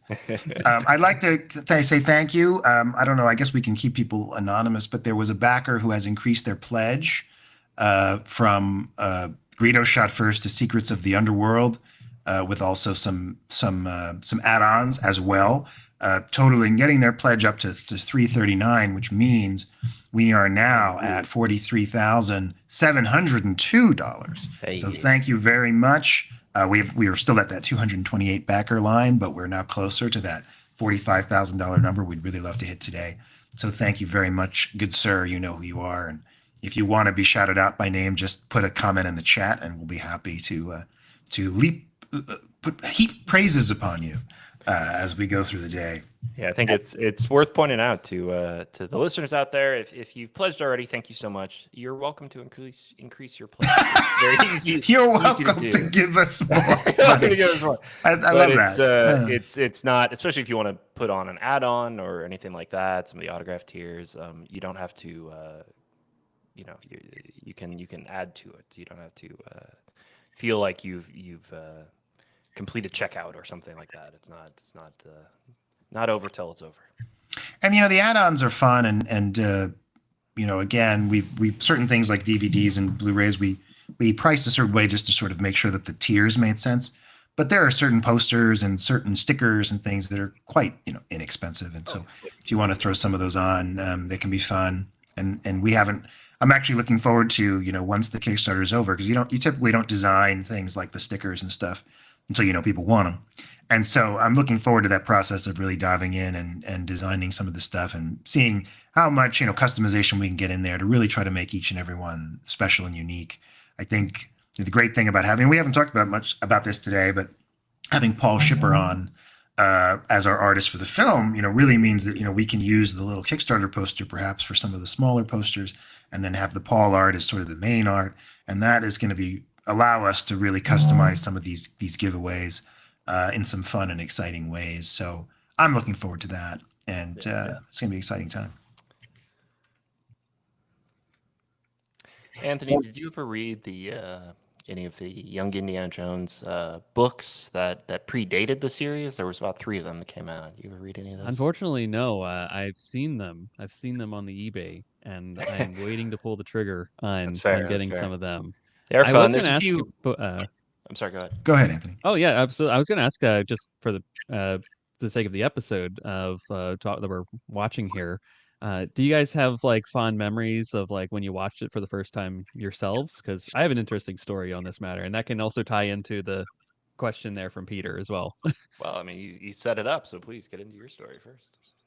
Oh well, so I think to get into that, you have to explore my history with Indy himself, I guess, in this matter here, which is I never watched an Indiana Jones film until I was 21 and in college, and I wasn't actually allowed to watch Indiana Jones for most of my life. Not a religious thing or anything like that. I really haven't gotten to the core etymology of why my mom said a hard line, you're not allowed to watch this. I'm sure if I asked her, she'd get some revisionist history thing on the matter here. But I followed the directive until I was a junior in college, and as one does on a Saturday night in your collegiate years, you go to the library and you find a copy of Raiders of the Lost Ark on DVD, and you rent it, and then you go watch it. So that was my entryway into the saga, and then subsequently watched the other films in the series as well. But we've talked about this on the podcast already, of how difficult it is to find copies of the DVDs for Young Indy, especially at that time too. And I wasn't an eBay person at that time either. So when these got put on Disney Plus, that was my big hurrah! Finally, I get to watch these in the way that I wanted to moment. So carved out a Friday night, went over to on the East Coast. There is a wonderful grocery store chain called Wegmans. You may have heard of it. It is fantastic. It is an experience in its own right. It is not just a grocery store. It's not your Costco. It's not your Publix. It's not your Piggly Wigglies. It's none of that. You can spend a whole day there and have a great time. And they have wonderful pizza. So I got myself a large pizza, drove home, and romanticize the experience of eating pizza while watching the first episode of Young Indiana Jones. So that's where my journey began. And was the first episode that you watched this one, the first one? Did you start at the beginning? It was actually, yes. First, I want to shout out, because he did comment. Matthew Roloff is our hero who increased his pledge, and as he said in his comment, I couldn't pass up the Ben Burt poster, even though I already have 3 full-size Attack of the Clones posters. And we love that. You never have enough. For people who may not know, Ben, is the editor, the sole editor of Attack of the Clones, and so the reason we chose that poster, it has that significance. It's a very, very special thing. Unfortunately, we had a decrease in the pledge, and so we are now back to 43.5. That's okay. The person who decreased is still quite generous, and we're happy to have their support. I have no complaints at all. But that does mean we need your help, everyone, to get back to that $43,700 number. Please, we need your help. But going back to your question. What's interesting from my perspective is I never saw this on TV, and this was not available on DVD, this Curse of the Jackal cut. So I saw all of the VHS tapes, which included the second half of this, Mexico, 1916, but not the first. So I didn't see anything with Corey Carrier or, Miss Seymour, Margaret Tezak until the DVDs in 2007. And so I also, and I've told the story on the pod, but at the time I was living in the basement in Virginia, and I got these, and I believe I think I watched the second half of my first adventure upstairs on their big TV, but the first half I think I watched in the basement, and I was very excited because it was a whole new thing, even though I had seen so much of the show, and that's my story. What's your story, Peter? For me, I suppose that it would have been on the DVD. The VHS tapes were a little hard to come by where I was at. I have vague memories of watching Daredevils of the Desert on VHS, and that would have been my first experience to young Indy. The actual episodes themselves would have been with the DVD set came out, because as we've talked about many times on the show, it was not a show that was replayed very often. I have vague memories of it on the History Channel, around the time of Kingdom of the Crystal Skull. But even there, it was like at 6 a.m. or something like that. So it wasn't particularly accessible. So it's truly just, being a fan of George, knowing that I had to have the DVDs, and I would buy them for that. And thus began my love affair with young Indiana Jones. The DVDs were great, and I wish, there'd been part of the problem with the DVDs, I think, was that they came out spaced apart. And I actually think there was quite a lot of interest in that first set, just in general. Indiana Jones 4 was on the horizon. But because the first set focused so heavily on Corey, and there was no war episodes in that set, it meant that there really was no action. And I think that, people might have saw that, and maybe they bought that first set, and it was very expensive. And they might have felt like that same reaction of it's not really what I was expecting. And I think if they had been able to get, now we probably would have done a full series set. I think if people had been able to take it as a whole, I think there is a little some of that in there. It's not the whole show, but it's got that in it. And that's why Volume 2, if you go on eBay today, it's almost impossible to find, because it was sort of the most popular volume because it has all the action episodes in it, pretty much. And called The Warriors. You call something The Warriors and it sells. That's the marketing answer. But it was a great time. I wish there'd been a Blu-ray. I think we all wish that. We all still want a Blu-ray. We know it's going to be a restoration process. We think the show's worth it. And we hope that, Disney Home Video, and they have a deal with Sony now, maybe in conjunction with the Walt Disney Archive, if they could mount a restoration, I think it would be a great project. Absolutely. Very doable. Yeah, I think especially for episodes, a lot of the episodes wouldn't need much. I think there is a fear that a lot of the effect shots would need to be completely redone, and that's true. But I think an episode like this, it really doesn't have many effect shots at all. So there's ways to do it that would be more of just a traditional scan of the 60 millimeters. That said, I'm pretty sure this shot we just saw was from Raiders of the Lost Ark. Anyway, go on. I think so. Yeah. As I recall, the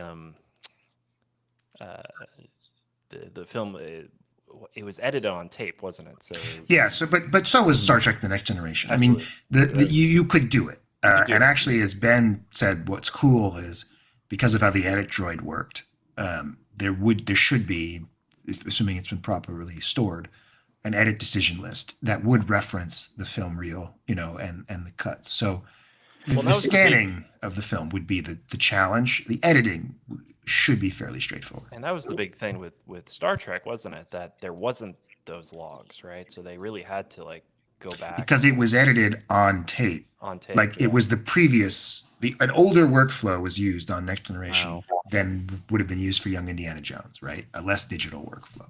Yeah. So there was far less records kept and that sort of thing. So it took us a lot more time and money to do it. And actually, what's great? What likely makes it more likely, I guess, is that because the DVDs, the final cuts would have been done on Avid, there's probably been a chain of hey, we need to take all these edit information, we need to move it over to Avid. And that process probably means that they would have been stored, right? Because if you're going to do all that, you're going to move them over and then hang on to them. And then the Avid, you could probably spin up the project files. That's the great thing about Avid. It's an older system and not as versatile as some of the newer ones, but it is completely backwards compatible when you're talking about edits. Yeah. So you could take the DVD cuts, for example, and you would have the timelines from that. And in theory, the data chain should go all the way back to the film reels. Yeah. And so you could do it. Again, it would take work, but the data you need should exist.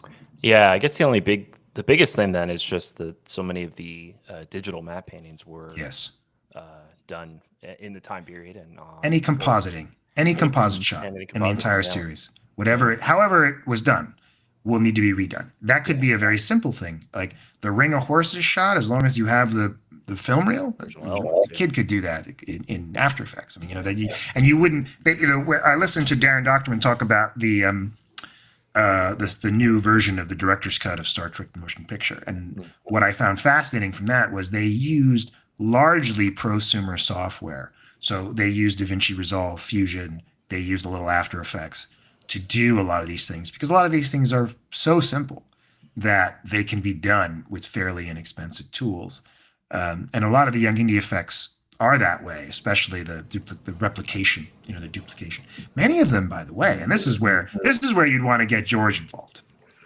Many of them could be done better. Sure. At no extra cost. So then it's like, okay, is it time for the Young Indiana Jones special edition? Right. And I don't know, but it's like, I'm sure it's like if you take that shot we were talking about in the Russian Revolution one, and we had Sergio on, and he mentioned that shot looks a little rough. It's like, well, that would be easy to fix. Yeah. Right? Yeah. But should we? Because you have to recompose it. Like the reality is, and that's the hard part. It's like you want to preserve it, but if you're trying to bring it up to the Blu-ray level, you really do need to recomposite that shot. So you could recomposite it exactly as it was, but you've still made a new shot. Right. And so the historic question of, well, what is preservation when you're talking about something that was done at a videotape resolution in an interlaced format? Surely we must not preserve the interlaced format part, right? But it's hard. It's a really hard sort of philosophical question about art preservation, and the things that people do to restore paintings are somewhat intrusive, right? So it's hard to say.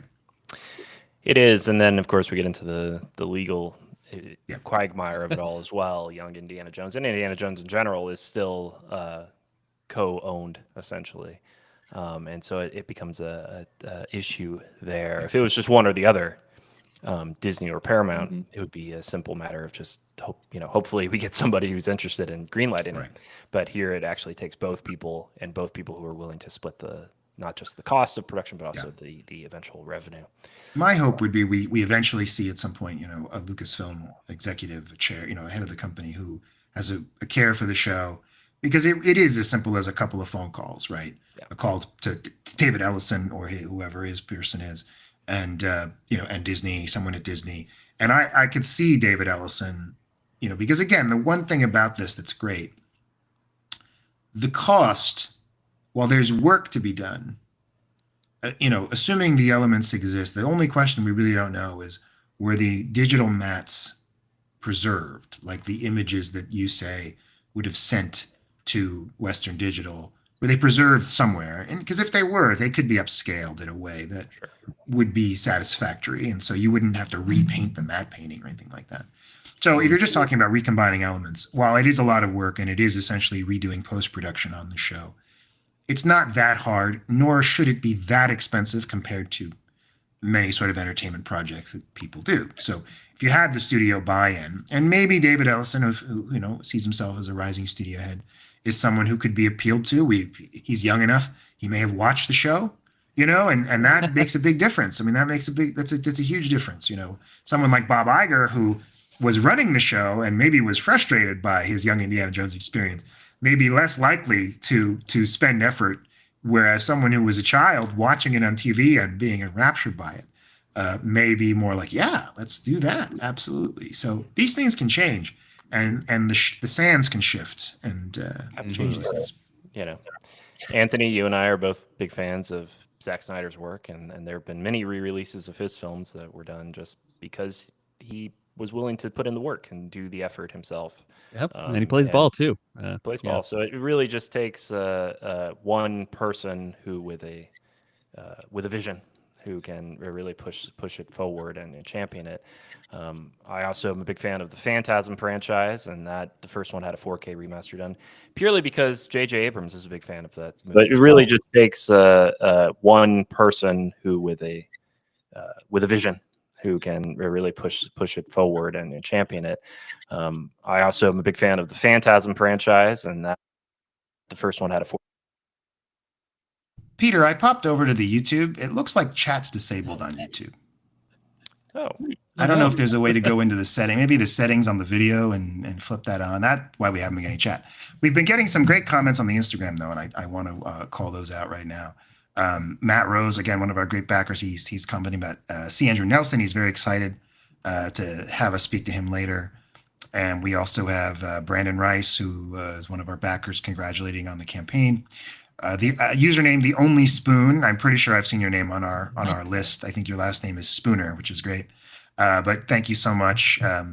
Your congratulations on our Kickstarter. And he says, he grew up in the 70s and 80s wanting to be Ben Burt. And I think, I would like to say there's a lot of people of that generation who grew up interested in filmmaking, who are particularly drawn to the work of Ben Burt, as sort of a master of sound.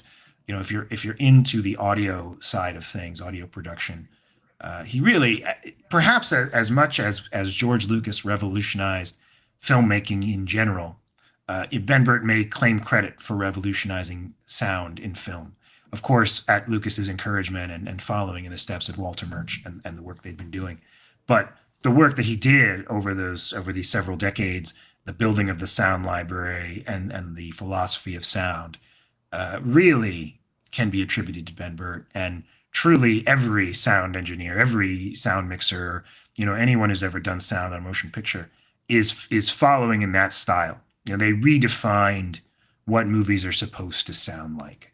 And there is a rock star quality to that I think probably does deserve its own documentary. But unfortunately, we can only focus on a small part of his enormous legacy. One at a time, Daniel. One at a time. So many ideas. It's that George clip. All I need is an idea. So we're trying to get the YouTube chat going. Enormous legacy. Oh, it's live. It looks like it's working. I see it now. One at a time, Daniel. One at a time. I now see the chat. So many ideas. It's that George clip. All I need is it's weird because whenever I go over there, I hear myself. You do. It's duplicated. You gotta mute the. But it does appear to be live now. It was not before. It's so strange. But it's live now. So it's probably this thing is strange. Live streaming is a strange thing. It is. Apologies, guys. This is basically our first live stream here, so you'll have to bear with us as we figure some stuff out. The scene we're watching here, they've gone back into the cave, the tomb. They're investigating. We've talked to Gavin McKay a couple times. It's actually one of the rare occasions when a set was built. They did a lot of location work on this show, some great location work.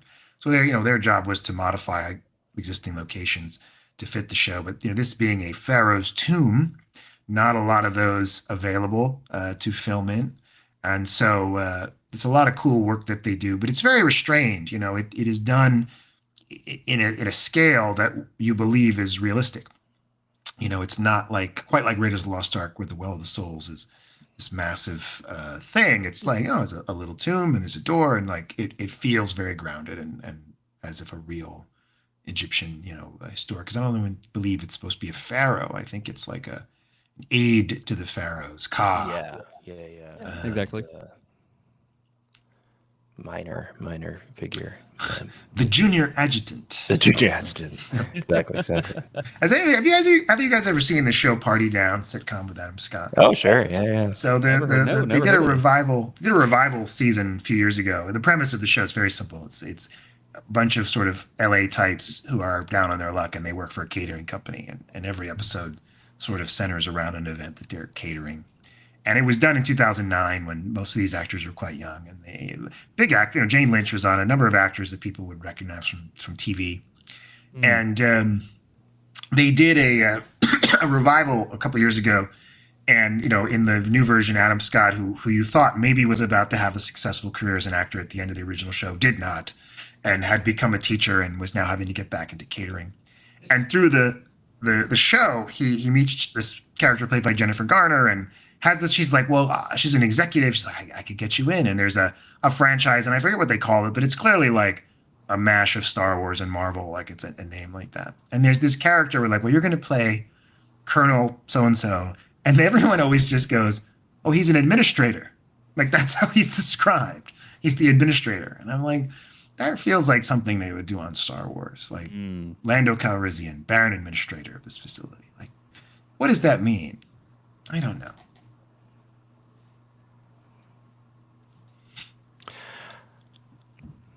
You right there, Peter?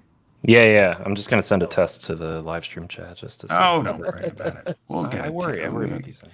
We'll get a text. Oh, yeah, there it is. Testing from Peter Holmstrom, 9533. Now we all know what Peter's YouTube is.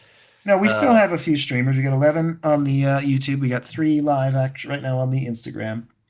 Instagram actually has been popping off throughout the day, which is pretty cool. People checking in and out. It's the place to go. Lawrence here is played by Joseph Bennett. The only time he plays it in the show, although he does come back for a bit of additional photography later on, which is very interesting to see.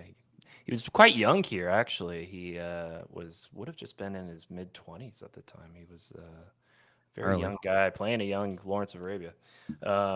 Unfortunately, he passed away in 2015. Really? Wow. Age of Shame. 47. Yeah, very, very young guy.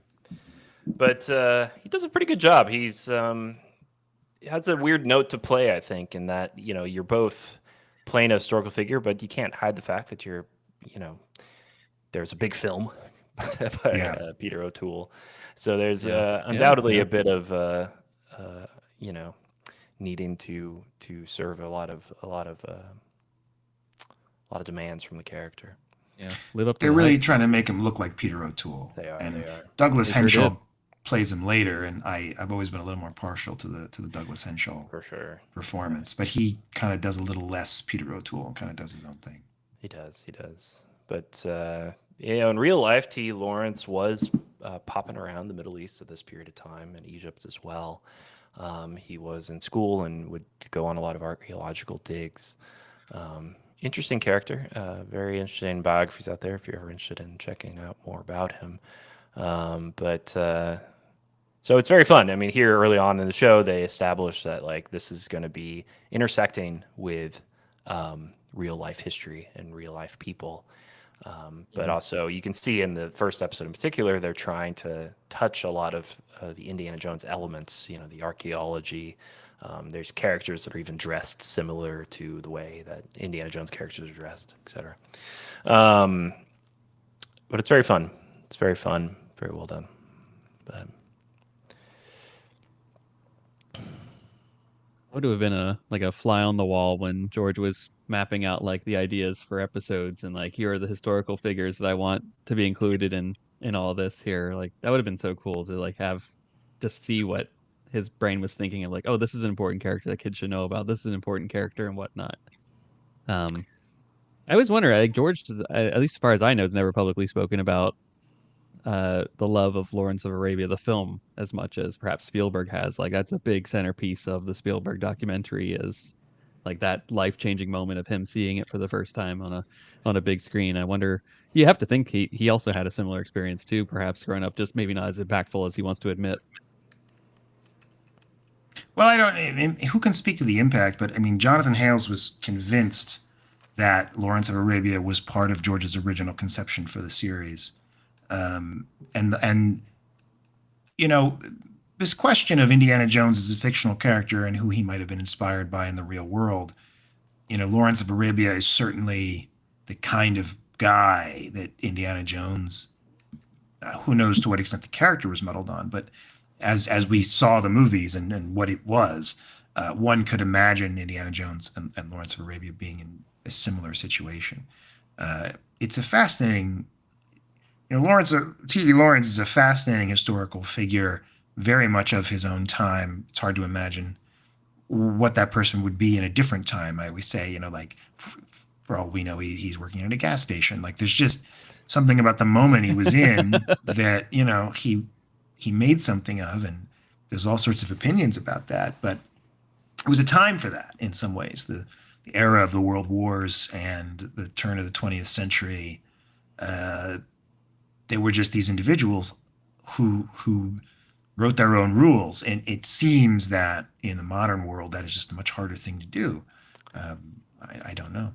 Well, and I think Lawrence in particular is a fascinating character because it's not 100% certainty, but there's basically an agreed upon truth, which that he was gay. And he would have, and he also, and they touch on this in the movie as well, he was of an upper class upbringing, but he wasn't necessarily accepted in that upper class upbringing. And so he always felt like a bit of an outsider. This partly leads into why he became such a world traveler.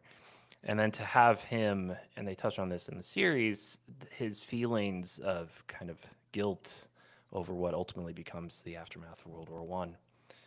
Plays into a lot of his kind of reclusive nature after the war and after his kind of world tour, because he feels like he both, you know, he's kind of part of an oppressive system, and he kind of helped that oppressive system to ultimately oppress a lot of people in the Middle East. And that it's a particularly fascinating character to use as a touchstone for Indiana Jones. If we look at Raiders of the Lost Ark as kind of the final chapter, or not final chapter, but kind of where they need to end up in young Indiana Jones, being here's a character who's rather cynical, rather disillusioned with life when we meet him. To have T. Lawrence be someone who had aspirations, who had desires to you know, help people, but ultimately couldn't, and ultimately helped the bad guys essentially. You know, that's an important note, I think, to hit, and it's a very interesting note that, and it's curious to see if they would, if had the show gone on, if T. Lawrence would have come back in some way, you know, if they would have shown him on his world tour, kind of talking about trying to promote, you know, awareness of the plight of the Middle Eastern people. And then even the aftermath of that, you know, where he became much more of a reclusive guy, very depressed, just kind of living in a small cottage in England. And would Indy have been involved in any of that kind of way? You know, it's that interesting way that they intertwine Indy's kind of companions throughout the show. You know, whether it's Remy or T. Lawrence. You know, and then you have a lot of people that are clearly set up to be his companions that never quite get there because the show ultimately ends. But I feel like they're conscious choices, you know. Ernest Hemingway, you know, these are people who started their lives with much higher ambition, but ultimately, you know, end in very depressive kind of ways, don't they? Yeah. Like I feel like it has to be a conscious choice. Yeah. Lucas could have picked people that ended happily, that were like, oh yeah, I tried for stuff and I got it, and that's the end of it. We're back with George. Hey, look at that. When he got to the pier, So the episode has no, they don't tell you what happens here. The DVD version dramatizes it. And famously, that was shot during the production of The Phantom Menace, where that's not Corey either in that scene. It's a different kid because Corey would have been way too old. But it's a little, that scene is interesting because it's just a hard narrative thing to sort of square. The show would never do this again. Like the show would never have an hour segment that essentially ended without a resolution. So it's an interesting thing. But going back to the Lawrence of Arabia thing, it's interesting because that movie, Lawrence of Arabia, opens at Lawrence's funeral. And one would imagine that Indiana Jones would be at that funeral based on their relationship. And that would be a really interesting thing to see. Absolutely. I wonder if maybe that'll be in a future video game or something. That'd be kind of cool, actually. That would be. A lot of opportunity for all this stuff in video games. There is. Great to see them used. I don't know if you ever played Battlefield 1, but Battlefield 1 to me is the closest to a young indie video game we've ever gotten, because it's a World War I game, and there's a whole scene a whole section where you're fighting with Lawrence in the Middle East. And it's excellently done. So I would love to see a game like that. You're telling me the SNES game doesn't do it justice? We actually have an episode coming up on the video games of Indiana Jones. And I was pulling some footage and stuff. And, it's Indiana Jones' Greatest Adventures looks really cool. And I wish we had gotten a young indie game in that style. This is another moment here that is greatly increased for the DVD. The early introductions for the Mexico episode, which we're transitioning into now, has a lot more to it in the DVD version. Here on the Laserdisc, they just kind of hop you right into it. And then in the DVD, there's much more introduction. You kind of are meeting the cousin, and that's all additional photography. So that was not something shot at the time. You can definitely tell, like the cousin in particular looks a few years older than he does here. But here in the broadcast version, they just pop you right into it. Here they are in Mexico. There's no ambiguity about that. And stuff's about to happen. Here in a few minutes, we're going to be joined by Dan Madsen, who was the founder of the Lucasfilm Fan Club, Star Wars Insider magazine, and wrote the book on behind the scenes of young Indiana Jones. I'm really thrilled to have that here as well. Anthony, you're welcome to stay with us, finish off the episode. But I'll also finish off the episode. If you need to get going, though, no worries. I'll finish this out. I love the Mexico episode. So fantastic. I always felt bad for this guy here. He just seems like just a guy that wants to go drink at the end of the night. That's all his life's about, and then he's about to die. He's set up to be a bit of a threat. I think at first Indy and his cousin are like, "Oh God, this guy's gonna like arrest us or something because we want to go find a bordello." But instead, the guy's like, "Oh no, you want to go over to this place? It's totally fine.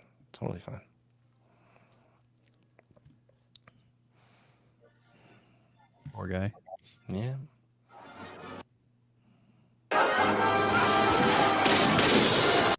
Fun to be on set for this.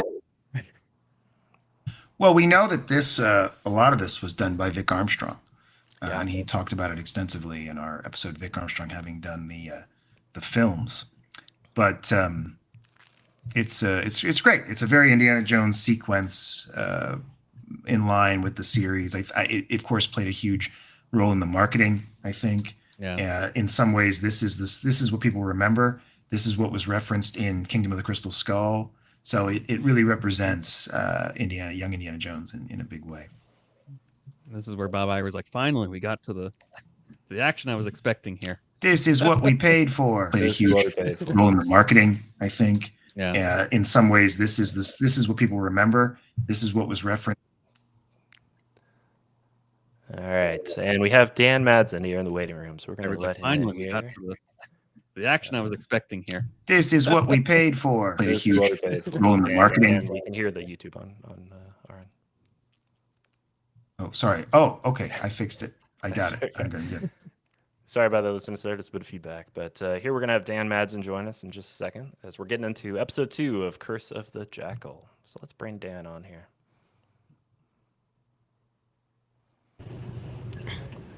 Dan, how are you doing? Good, Peter. How are you? Doing really well. Thanks for joining us. Hey, thanks for asking me. You remember Daniel here, and then we also have Anthony you. Kane of the Force Ghost Conversations joining us. Hey, Daniel. Hey, Anthony. How are you? Great. How are you doing? I'm hanging in there, man. You know, Dan, you just missed. We're watching the broadcast version of Curse of the Jackal here, and just missed the bookend with George Hall. Oh yeah. I remembered from your book that you were actually able to speak with George Hall back in the day for I your was. book. Yeah. I wonder if you have any recollections of speaking with him and the kind of the lost Indiana Jones, the old man Indy. Oh, he was just a wonderful old guy. He was thrilled to be involved with the television show, and you know, at the time that I was talking with him for the book, there was no inkling that eventually down the road they wouldn't use his bits that they filmed. So I just assumed, you know, and he assumed that he would be there forever. Sure. And unfortunately, that's not the case. But yeah, you know, it took me a little bit by surprise. In fact, when I first saw an image of him and I found out they were doing an old Indy, because he didn't strike me as what I would imagine an older Indy to be like. And that might have been part of the problem, is that, you know, as time went on, a lot of people thought, that doesn't seem like old Indy to us, but I don't know. That he's a heck of a nice guy, though, I can tell you that. Absolutely. He, you know, it must have been particularly tough for him, too, because he would just kind of pop in for like a scene, you know, like barely even a scene, really. So it was just kind of a half a day. It was a completely separate production, too, so that he wasn't really even involved with any of, you know, I don't even think George visited set once, you know. It was like there was just kind of sort of I don't want to say an afterthought, but it was definitely a separate kind of a separate unit. Yeah, I got that distinct feeling too when I was talking with him, that it's just kind of a completely separate thing from the rest of the show, and you know, he was thrilled to be a part of it, though. So I'm glad that, you know, there's still places out there where you can watch his performance as old Indy, because he was good. He was, you know, and I liked. In fact, in this episode that you guys were watching, you know, he's kind of a cranky old dude with them two young boys in the museum, you know. Yeah. And you know, I mean, Indy is kind of cranky and curmudgeonly, you know. So if he got older, I would expect him to be more like that. It's very true. It's very true. You know, Dan, I mean, just a broad question here, but like, as we finish up this Kickstarter campaign for this documentary, like it seems like there's a lot more fans out there of Young Indy than we would have thought previously. How do you feel about that? I mean, you wrote the first behind the scenes book, and but that's kind of the only testament to the behind the scenes of Young Indiana Jones. And yeah, no, you know, there's no question that it's gained the following over the years. In the beginning, you know, I remember it was painful because a lot of people were saying, "Oh, it's boring. It's so slow. It's boring," you know. And but as time has come on, I see a lot more fans becoming involved in the Young Indy show. And you know, in fact, I've heard a lot of them saying, you know, bring back Young Indy. Let's do another Young Indy television series. And I'm all for that if they wanted to do another one. But yeah, it was really an amazing show to have any part involved with. And when I was first asked to do the book on the making of the show, they were talking about sending me to the set of one of the episodes, and they were either going to send me to Prague, Czechoslovakia, or to Africa to spend weeks on the set and just get a feel for what was going on and interview cast and crew. And after a while, I had just had my son. He was a newborn baby, and it just didn't seem feasible for me to head off to Africa for several weeks with a newborn baby. And so they said, "Well, I'll tell you, well, let's do this." So they took footage on the set in both in Prague and Africa, and sent it to me on a video cassette. So it's just, as if I were there, just watching filming. So I had a couple hours of just watching them film and watching them put together this shot or that scene or whatever. And then they send me the scripts in advance. I got all the scripts for the show in advance of the series being on television, so I could read and find out what each episode was about, who the main character was that was going to be in that episode.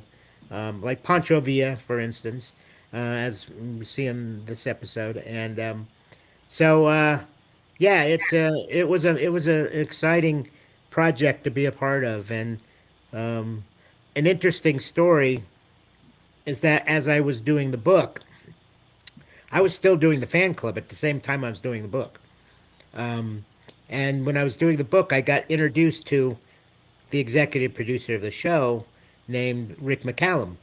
And Rick and I talked quite a bit, actually, interviewed him over and over and over. So finally, when the prequels were coming into real life, and there was all the licensees were invited to the ranch to get a peek at the movie and such. And at that event at the ranch, they introduced the executive producer of the prequels, and lo and behold, it was Rick McCallum. And I'd already had a relationship with him. He and I talked all the time, and I didn't know that he was going to be also coming on board the Star Wars prequels. So that was actually a stroke of luck, because then I had already built a relationship with Rick, and he and I did updates and interviews for the magazine, and I didn't have to start fresh and new. He and I had already built a relationship, so that was a nice surprise. So much of our perception as young fans, as we were at the time, of the prequels and that period in the 90s, this period we're making the documentary about, was through Dan's work, both for the fan club and then the magazine. And that was our window. I remember for years, I wish I still had it. I had the Star Wars Insider with Obi-Wan on the cover with Ewan McGregor in his first photo. My dad got it for me, and just like that was our window into everything that was going on. So, Dan, just to have you here and to hear these stories from you is so cool for us and for me. And you guys really made it seem magical. Well, I appreciate you saying that, and I'm proud to be involved here with you guys and watching you get your Kickstarter off the ground. And it, that for me, throughout my lifetime of being involved with Star Wars and Lucasfilm and Indiana Jones, there was no better time than that period of time before the prequels, because it's kind of a mixed, a double-edged sword, because at one point there was really nothing much for me to cover. I'm picking out from Maniac Mansion and Tucker and some of those projects that Lucasfilm was working on that really not that many people were interested in, because Star Wars hadn't started back up again yet. But we did have Willow coming down the pike, and we did have not Lord of the Rings, Indiana Jones and the Last Crusade. And so, but that time period moving up to the prequels, there was so much excitement and buzz that I don't know I've ever felt quite the atmosphere that the fans had in any other time period before or after that period of time up to episode 1. That was the most exciting time, I think, to be a Star Wars fan. Absolutely. I think we all, when they announced the sequels, a lot of us who had lived through that period, we were sort of longing for that excitement. We had memories of it, and we were sort of transferring it, into the present moment. But that period, as you say, 1995, 1997, 1998, yeah, and the then special 99. editions and such. Yeah. It was just... Everybody was so hungry for more Star Wars. And nobody, everybody was like, oh, some people thought George would get back to doing Star Wars, and others thought, no, he's never going to do it. And so, to actually have something concrete that the movies were being filmed and they were going to be coming out, and no matter what you thought of Episode 1, whether you liked it or hated it, nobody knew at that point whether how they were going to feel about it. It was just all the excitement around that. And in fact, I don't know what sparked my memory or something, but about a month ago, I just had the urge to watch that Episode 1 trailer again, that first one that came out, because I can remember being at, literally, at the core of Star Wars fandom when that came out, and just the excitement and the buzz and everybody so excited about seeing Episode 1.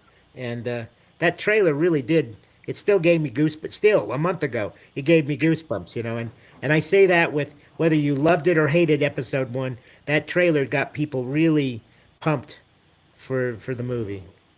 Well, we all love the Episode we 1 love here. We love it here, yeah.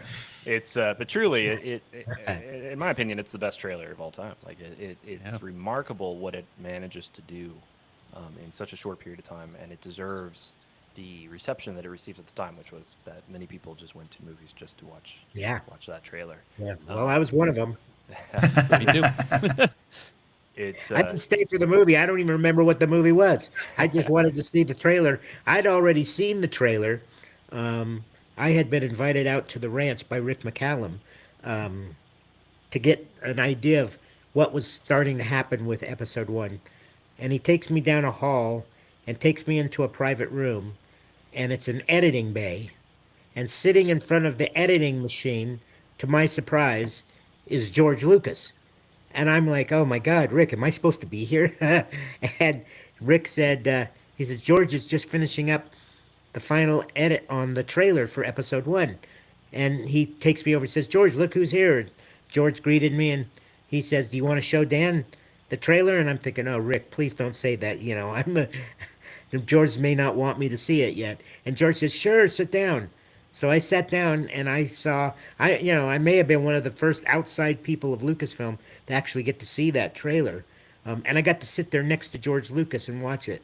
And I had goosebumps. I mean, after it was over, I told George, says, oh my God, I said, I have goosebumps, George. I said, I can't wait for this to get out to the theaters. And so that was one of the cool memories of that trailer, was getting to be one of the first people to see it. And I still, when the trailer came out, I still had to go to the theater because I saw it on a small screen. Of course. But I wanted to see it on the big screen. Yeah, absolutely. Well, and people don't realize back then, I remember watching that trailer on Real Player, like the resolution of an internet trailer in 1998 was so low. And a neighbor had caught it on Entertainment Tonight and was able to tape it, and we had a videotape, but you couldn't get that experience. It's not like today where YouTube's 4K, you could fill the screen. It's like, no, if you didn't see it in the theater, you really hadn't seen the trailer, and that was huge. Yeah.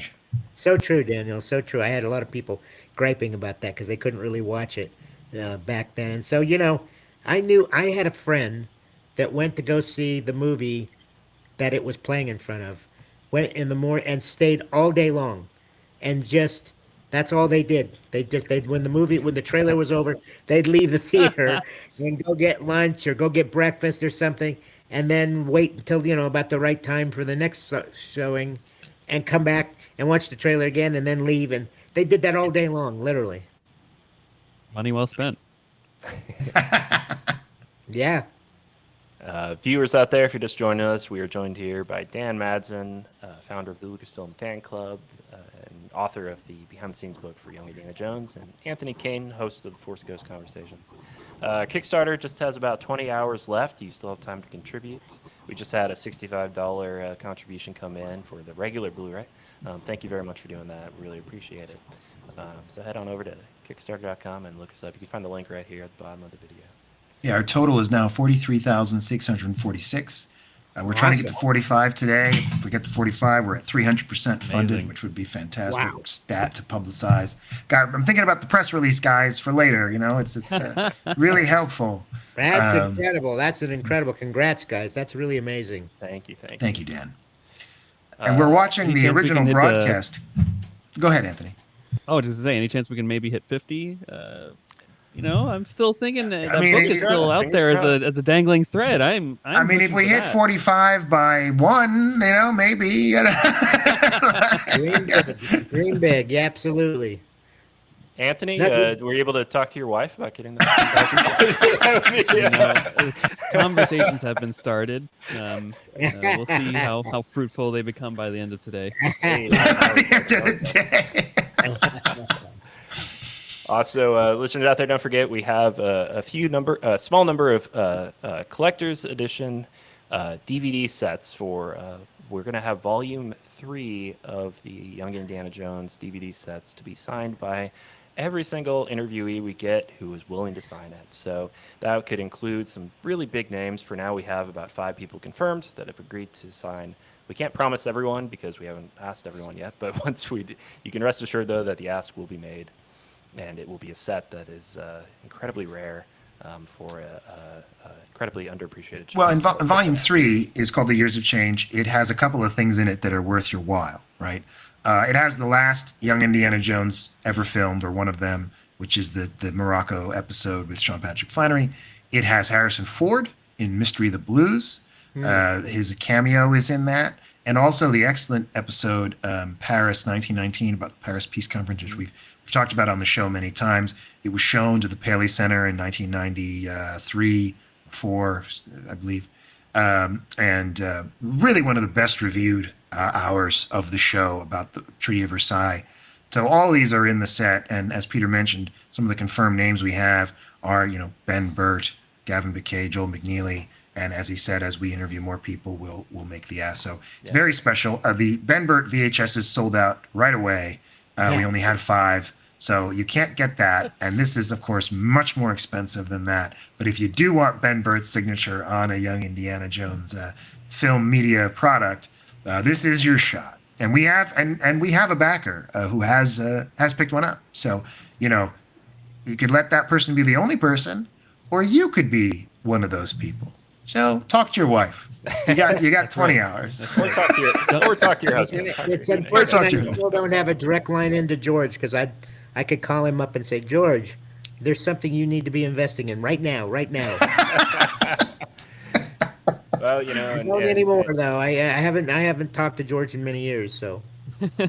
Well, we're paying tribute to George. You know, we've go. We've not asked, you know.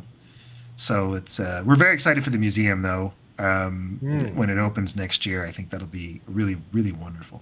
Oh, it's going to be stunning. I've seen a few things of what's inside, and it just looks mind-boggling. I can't wait to go out there and see it myself.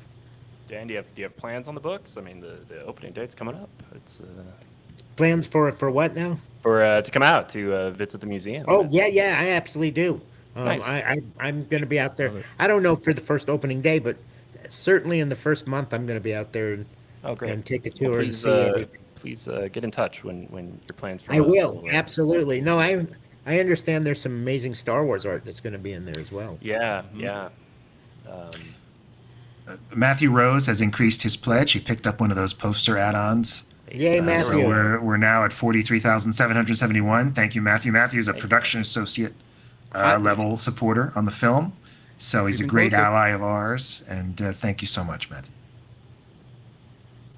Way to go, Matthew. Love how here comes the big line for the whole series. If anything, if you had a tagline for the show, I guess. It's coming up here. But we actually have a question off of Instagram for Dan. I think it's a really good one. I'd love to share it. Lucas Fan 1138 says, Ruth DeSosa doesn't get talked about much. Does Dan have any memories of talking with her? I do. Lovely lady. She. I don't have anything specific that I can tell you about, but she was extremely excited, as everyone was, to be involved in this project. She was just an absolutely lovely person, and I have nothing but fond memories of talking with her. You know, I'll throw in a bit of an answer too. We've tried hard to get in touch with her, and even came close a few times, but unfortunately, she's largely just left the industry. Yeah. And one of her last appearances, or you could say appearances, was she was interviewed for an article in 2002, just about the struggles of being an actor in LA, and how hard it is financially, emotionally, just to keep going. And so it definitely seemed like maybe she left this part of her life behind her, which is very sad because she's so good here, and I think she really encapsulates kind of what everyone imagined Indiana Jones's mom to be. You know, just the little tidbits we would get of her from Last Crusade, etc. She really encapsulates just that version very well. Yeah, she really did. So we hope we can get in touch with her at some point. We'd love to talk to her, but obviously respect her privacy if she's decided to leave all this behind. But if she's out there, or if anyone's out there who might know how to get in touch, please reach out. I want to throw some attention. We're watching this scene in the Curse of the Jackal pilot that Vic Armstrong, as he told us in his interview, was involved in filming, and Ben Burt helped sort of conceptualize, because what they're doing is intercutting footage from a film called Old Gringo, and using that footage. A lot of the stuff you're seeing of the soldiers and the army and the wide shots of the train, are all from this film. And then they are shooting these inserts of our actors for the show to build out this scene. Now, when I had heard this story, even on the podcast early on, and people always say, you know, the old Gregory Peck movie. And I thought, oh, it must be an old film. But actually, this is a film from 1989. Yep. And the theory that I've heard, and Dan, maybe you could speak to this, is that the film was sort of so unsuccessful that the thought was no one had seen it. And so if you took the footage and you put it in here, who was going to know? You know? That's what I was told, actually. I can confirm that story. Nobody saw it. It was mostly unsuccessful. So, you know, nobody would say, "Oh, I know that scene. Wait a minute, that was from Old Gringo." Nobody said nobody, basically. Yeah, right. And the great thing about it was, because it was from '89. You know, this is again before digital. Like, the film quality would be very similar. The aging of it would be very similar. It's not going to like, oh, here's new footage and then old footage. And so it was the editing, of course, it's George. It's excellent. And the way it intercuts, it's quite, and I actually think I've since watched the film. I tracked it down. This scene is so much better here.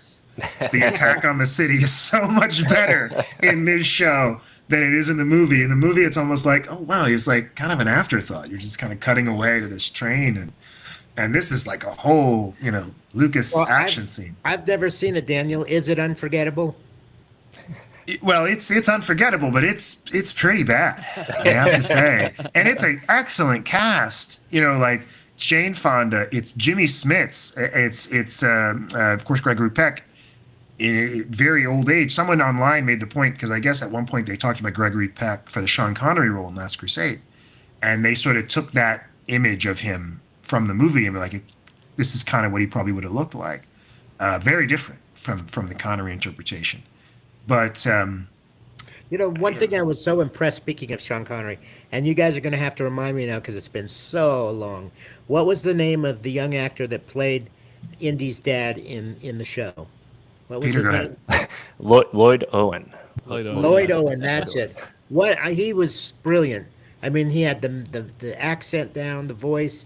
I could really truly believe that he was a young Indy's dad, and I remember that was one of the things from the series that really impressed me.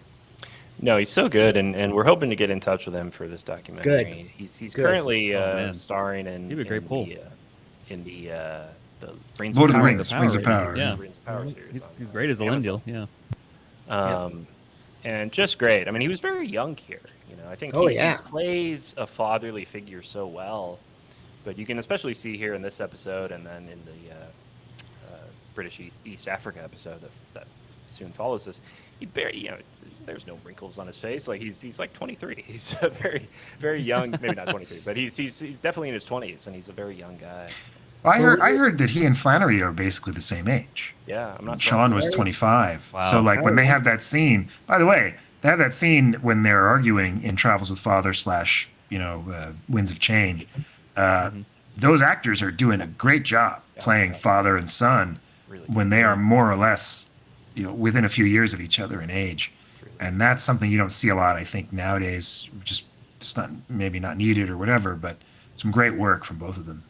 Definitely, yeah, yeah. No, I it's funny because I was asked after I finished the Young Indie book, I was asked by Lucasfilm to write a biography on Sean Patrick Flannery, and I had to think about it for a while, but unfortunately I had to turn it down because I was involved so heavily with the fan club at that point that I had no time. I had a new baby, and it's unfortunate I had to, but I did, and because I was impressed with everything I had seen of him on Young Indie.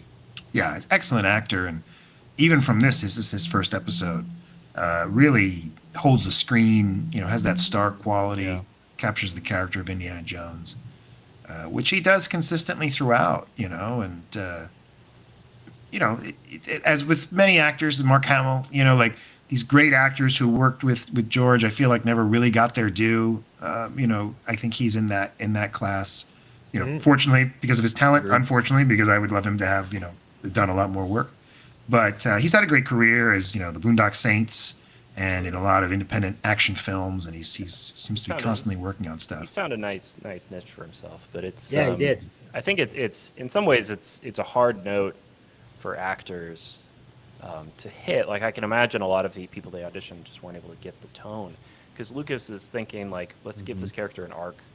So in this first episode, he's a kid. He's goofy. He's like constantly screwing up. Most actors would be like, no, I got to be serious. I got to be like Harrison Ford, and this is just what I'm doing the whole time. And it's like, no, you need to kind of be able to emote, to be able to project, be able to act.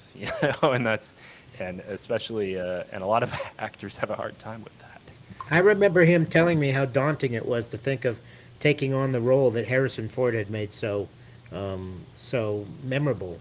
And I had bumped into him at the ranch one time when he was out there, and I introduced myself because we hadn't talked except over the phone.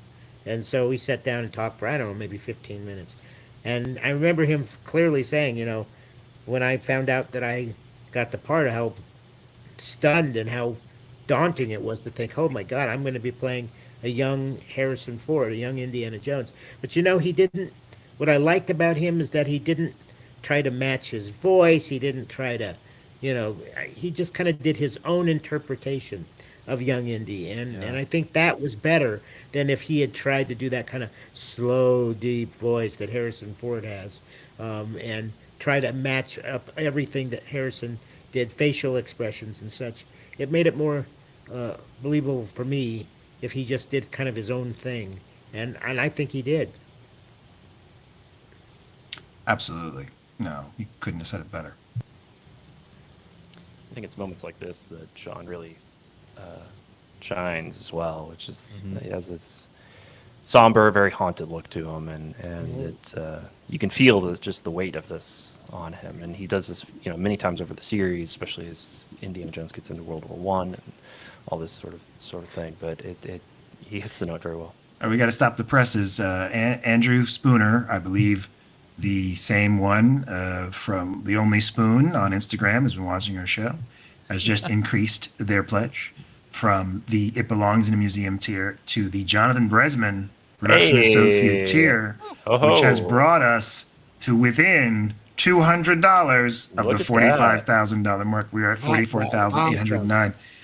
We just want to say thank you to Andrew. Andrew, we hope that you discussed this with your wife, or that there's been no or partner, not a spur of the moment, impulse. Oh yes, a partner of any stripe, your close friend, whoever you share your financial decisions with.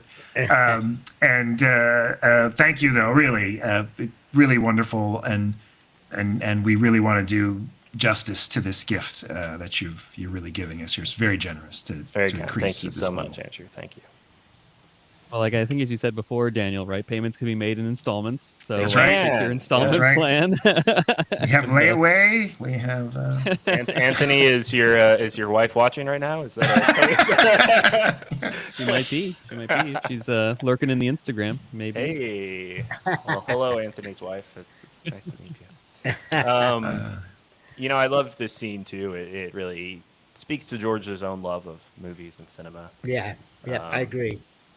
And it's a great moment. Andrew replied in the chat. He said, "No worries, we'll just have a smaller Christmas tree this year." It's the gift of giving. It's the gift of giving. That's right. It's the gift of the Magi. It's that story, right? We have to sell the movie to give Andrew a gift now, and then there you go. Now we're talking. It's an investment in a future Christmas gift. Exactly. This will many gifts will be coming soon because that tier involves many gifts. So he's gonna get the whole package. I also love here too that it emphasizes Indy's love and proficiency with language. It's good to be reminded of that fact as well, and he's kind of serving as the narrator. Well, and every episode is basically a history lesson. You know, I mean, that's one of the things that I learned as I was writing the book is that, you know, they were really careful to ensure that everything was historically accurate. They didn't want to go off on some tangent and do something that was not per the story, or that one of the historical figures was off from what he would have been or she would have been. So I was really appreciated the fact of the time they took to really research not only the stories but the characters that popped up throughout the various episodes. Absolutely. Agreed. And the documentaries that Lucasfilm produced too, alongside a lot of these, are fantastic too, and they're also available on YouTube now if anyone wants to check them out. That's right. That's right. Yeah, officially from the Lucasfilm YouTube channel. Go check those out. They're all out now. We hope that Manifest Destiny will one day be released. It's a documentary that they produced for George and Rick, a 3-part, feature-length documentaries about the history of the United States foreign policy. They're fantastic, and we were privileged to get a private viewing link and see all 3 of them. And they're very much in the same style as the Young Indiana Jones documentaries, but with a much darker and more serious subject matter. Yeah, I think, we hope they get released. I think especially right now, it would be Yeah. good time to get those out. But guys, I apologize. I have to run. All good, Dan. All good. I'm going Christmas tree shopping. So hey, understandable. Understandable. Dan, thank you so much for joining us. It's a pleasure to be here with you guys, and congrats on your Kickstarter and the success it's had. And anybody out there that's got a lot of money, kick in now. Thanks, Dan. There we go, from Dan Madsen's own lips there to your ears. So thanks, Dan, so much for joining us here. Hope we'll talk soon. Guys. Please stay in touch, and happy Christmas. Will do. Merry Christmas, guys. All right, take care. Bye-bye. Take care. Bye-bye. All right, so we're coming up here on the end of the oh, wait a minute. We still have we've got a little. We actually have, and one scene I love in this episode that was the fight. Like the fight he has with the guy from Raiders of the Lost Ark, with which we haven't really mentioned that it's the same actor, Vic Taliban, I believe. Yeah, amazing. But I love that fight in the armory and the fire. Yeah. It's great. So definitely we can't end before that. Also, one thing we should do is when we get there, turn the sound up. There is a slight difference in the edit here that I think most people miss. There's a scene where Indy in the DVD cut, he's looking at a drawing of the jackal, and then Remy arrives and they have the conversation about going to the war and he's going to go fight this guy. In this version, immediately preceding that, he reads a letter from T.E. Lawrence, and you hear the letter with Lawrence's voice, Joseph Bennett, from the first half. And in this letter is the line, above all else, this is the war that has to be won above all, that thing that he quotes throughout the series. That is removed from the DVD. And so throughout the series, there is a reference to a comment by Lawrence that is never actually stated in the show. Now, there is a new letter that's inserted in the bridging sequence that's actually Indy writing Ned, where he seems to be replying to that letter, where he's like, I received your letter and what you said about this. So like, it's as if the letter exists in the story, but it's not depicted for some reason. Oh, here it is. Hang on.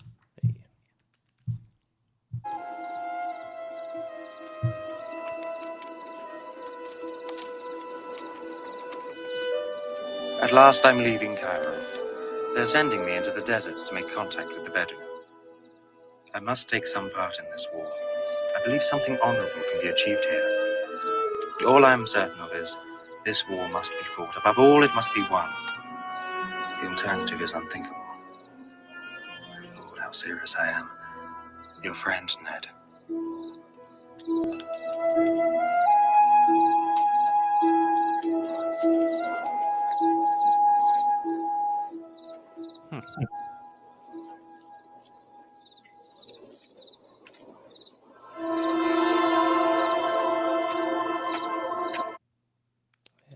So that's where we cut back in on the DVD. I wonder if their just thought was, hey, we're cutting this as a feature. It's Spring Break Adventure. This voiceover comes in. You have no idea who this person is. Like it could have been that simple of a thing.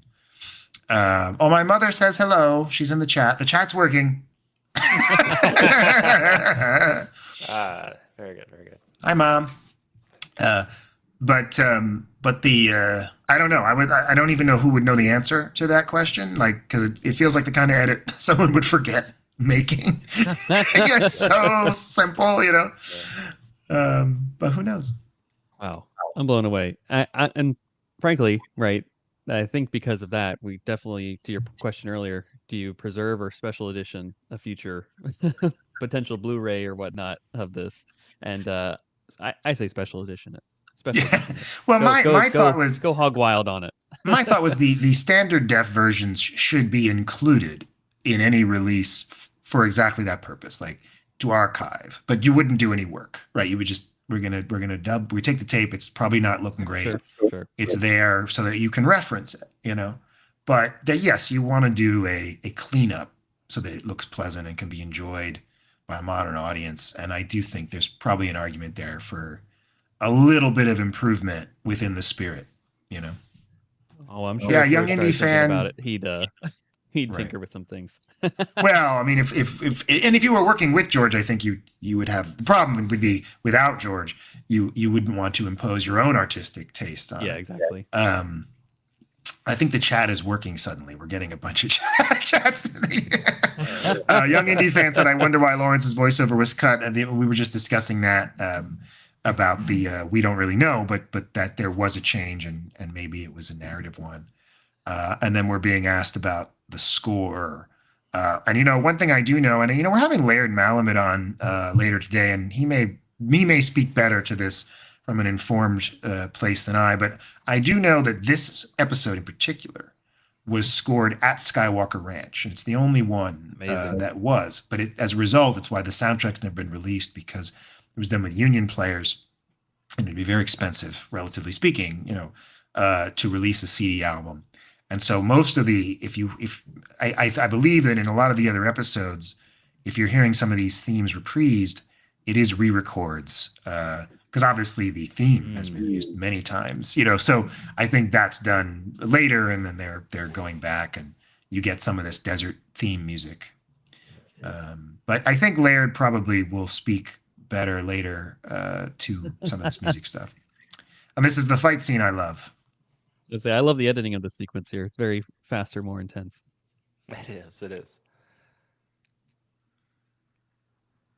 Especially for TV production. You know, I think a lot of people do forget the standards of the era today, because now we oh my gosh, the Game of Thrones and all that kind of stuff. But like at the time, you know, fights on TV were very clunky. Like they just didn't have the movie cinema level style. And yet, you know, here this is very kinetic. It's very active. It's very you know, there's escalation. You know, we're seeing, oh my God, there's fire now. You know, it's like there's a clear arc in place for this fight scene, and yeah, very well done. I mean, it feels like it was stripped right out of Raiders, right? Absolutely. Like it very much feels like the Marion Barr sequence. Yeah. You couldn't convince me otherwise if you had told me, hey, this is a part of it. I'd be like, yeah, I believe you. No, there's a reason this was in all the marketing, right? Because it looks like Indiana Jones. Yeah. They wrote the whip. Get a whip. Yeah. It was in all the marketing, and then people got episodes with him talking about baseball with Yeah. Tolstoy. Tolstoy. Hey. What's Albert this? Schweitzer. ABC was like, can we have this scene can every episode open with him in the whip? Like, and even way this, he's I gonna love be, this, the gas. Yeah.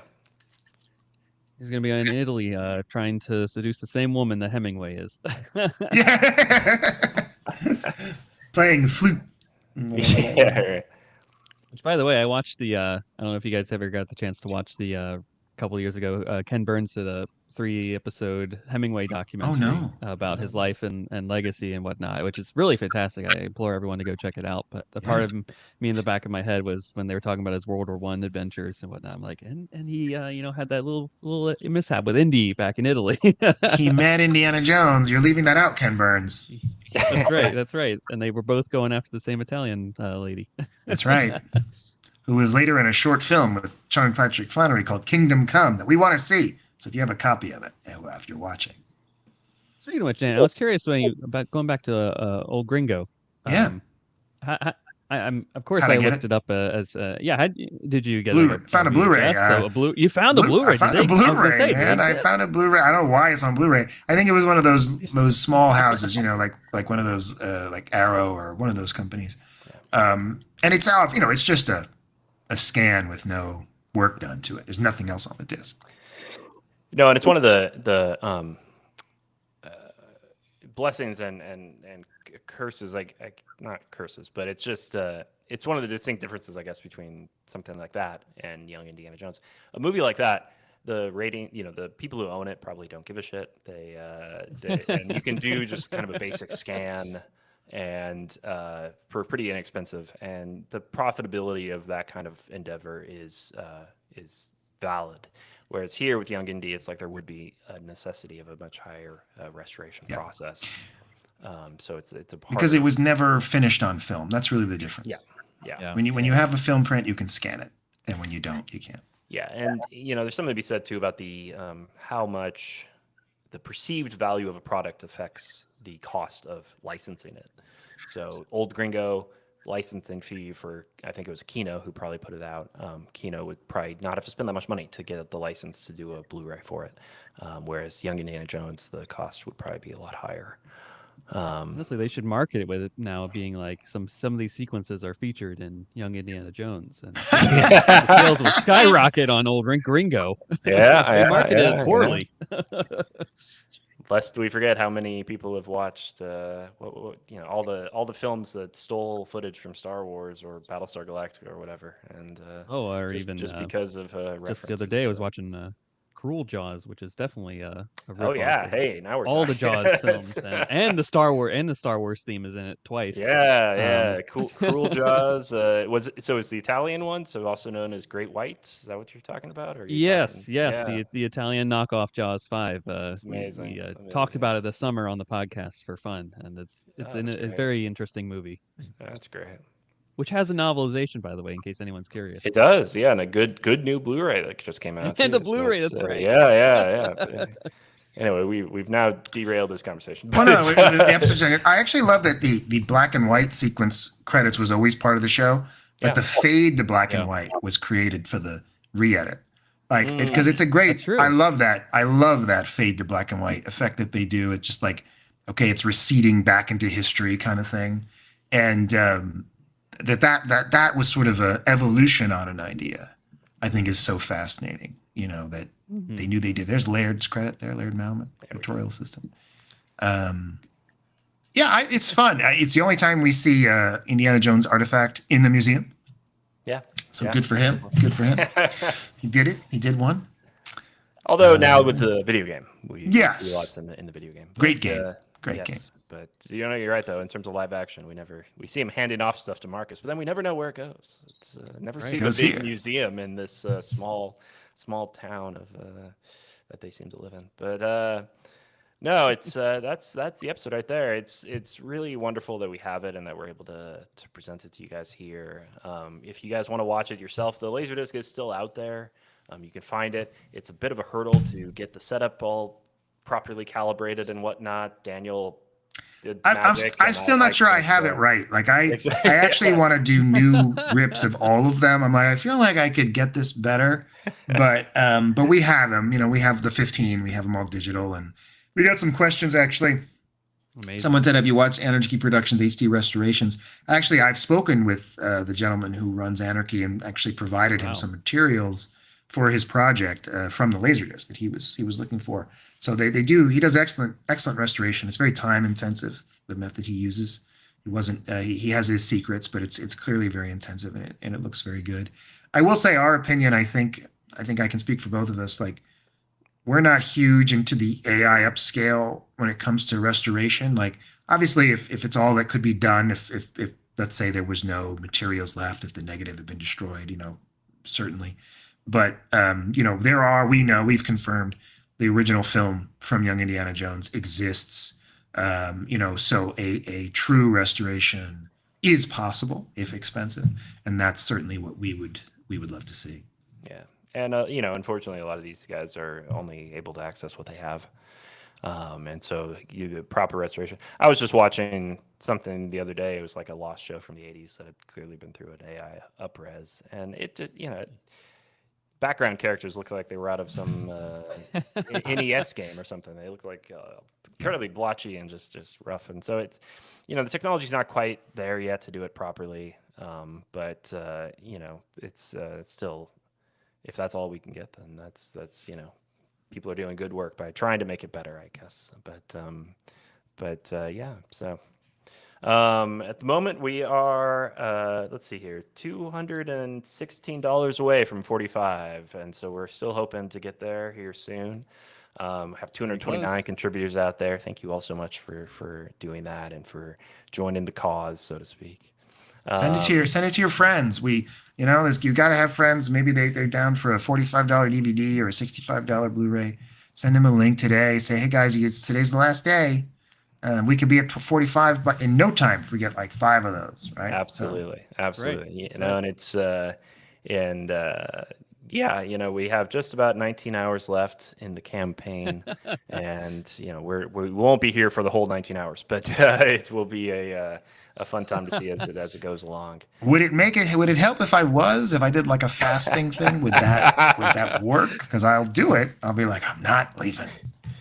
Just go on a hunger strike. Is that what you're saying? That's right. Hunger strike and 50K still within reach, guys. Hunger strike, whatever. Man. I am hungry. Anthony, thank you so much for joining us here. This Absolutely. has been absolute real pleasure. My dad just corrected me in saying that it's 216. I think I said 214. Thank you, Dad. That's very, very good. Very important. Yes. Math was never my strong suit, as he can attest by my report cards. But Anthony, thanks so much for joining us here. It's been just a pleasure to talk to you again. Thank you. I know you were up late last night, so it's very kind of you to hop on here today to join us. But you got any big plans for the holiday season? This is a holiday special. Maybe we should talk about holiday plans. I don't know, but what do I? Yeah, well, okay. Speaking of North Carolina, we're heading up there, and we'll be spending some time with some family, of course. I do a podcast, Force Ghost Conversations, so we got some big episodes coming up in the works for that. I think. Looking at my whiteboard just to remind myself. Oh, I'm so sorry, Anthony. I'm going to interrupt you right here. We crossed over, Daniel. What? Look at that. See? What? How did we do that? Who did it? Let me refresh. We crossed over quite a bit. We made. Go for. You do need to be on all 19 hours. Matthew Rose. Oh boy, Matthew, can you do this? I just want to be sure that this is safe, Matthew Rose. Matthew Rose has jumped from the Jonathan Bresman tier to the Jonathan Hales associate producer, making him, I believe, our first associate producer. First associate producer. I guess he was already up to like 1238, so maybe he was like, "What am I doing? I might as well jump." But Matthew, I'm just nervous. I just don't want you to, But thank you. I mean, I'm gonna trust you. You're a good man, and thank you so much, really. And this means we are 304% funded We've crossed $45,000. We're at 45,671, which means even if we have a little fluctuation, we're still probably above 45,000, which is wonderful. We're getting a lot of support in the comments right now. This is great. This is wonderful. Thank you so much, Matthew Rose. Fantastic. We should have him call in. We should, and we up next. We're going to be after a short break here. We're going to be doing kind of a call-in session. So Matthew, if you'd like to call in, you can join us here on the chat. And anyone else who wants to do so as well, you're welcome to join. And or if you just have a question, feel free to drop it in the YouTube line. Feel free to drop it on Instagram, and we will try to address those questions for you. But Anthony, I interrupted you. Do you have a Star Wars Lucas tradition you watch every Christmas? Do you watch the holiday special every Christmas? Like what's your routine? Yeah, so I try to avoid the aforementioned holiday special as much as possible during the season. It's kind of like, in the community, one of those things that people force themselves to do, and I just kind of can't avoid it though. I'll just get like bits and pieces of it, whether through socials or whatnot. Sure. I generally will watch the Disney did the Lego holiday special. It's 40 minutes. yeah. That's really a lot more palatable, I think, and just hits the spirit of the season that I enjoy a lot more on that front. So that's usually in my like regular rotation of like, oh, I'm feeling in the holiday spirit. Let's put something on here and celebrate that way. But yeah, that's kind of the gist of it. Yeah, like I was saying, sorry, feel free to interrupt. That was an incredible update. Great support, and I'm glad to see that the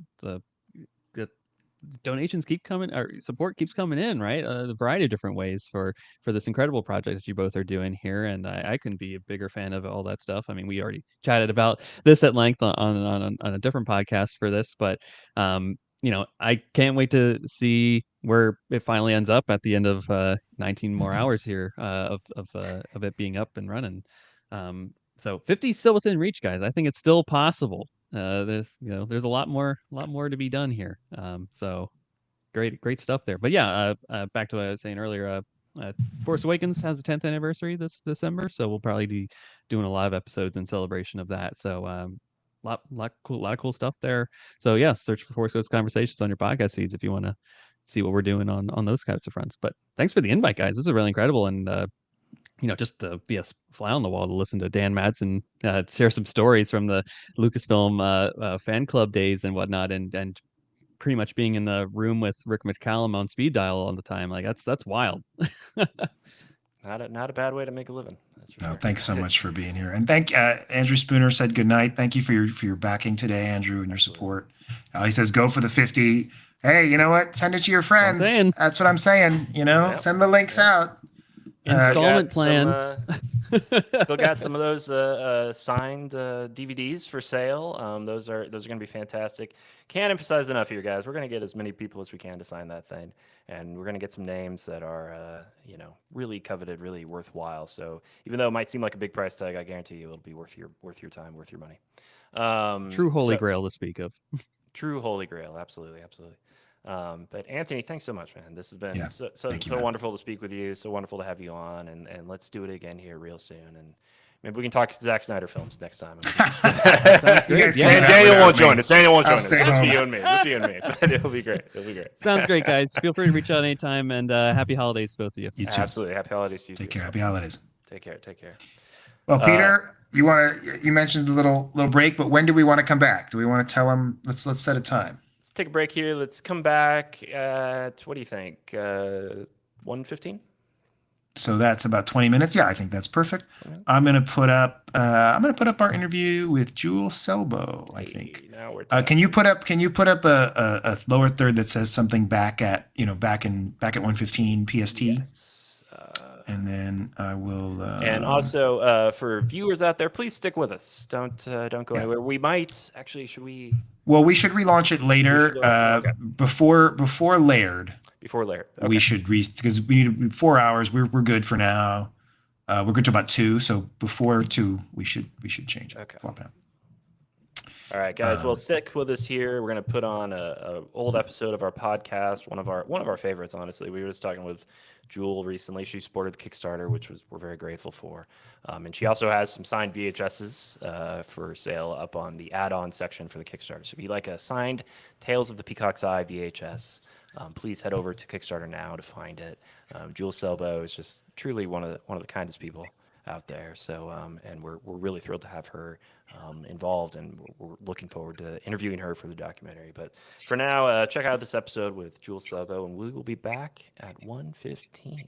See you then. Or George and Rick could do way back then. Well, I wanted to bring something up since we talked to Matthew Jacobs, and when we talked to him that episode, we mentioned that he had the second most number of credits after Jonathan Hales in terms of screenwriting.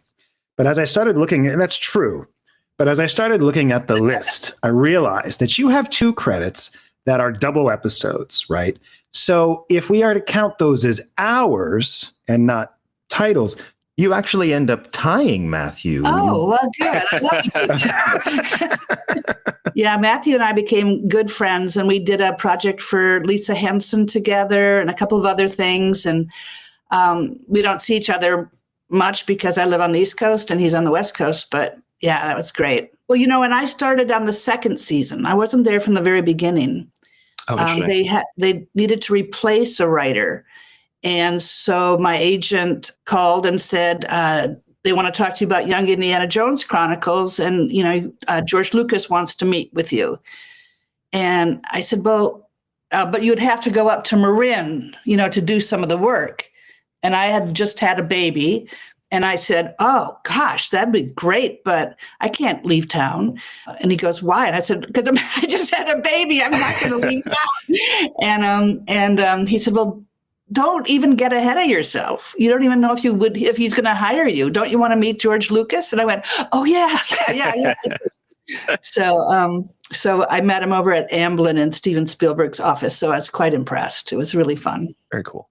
What was that meeting like? Do you remember what that meeting was like?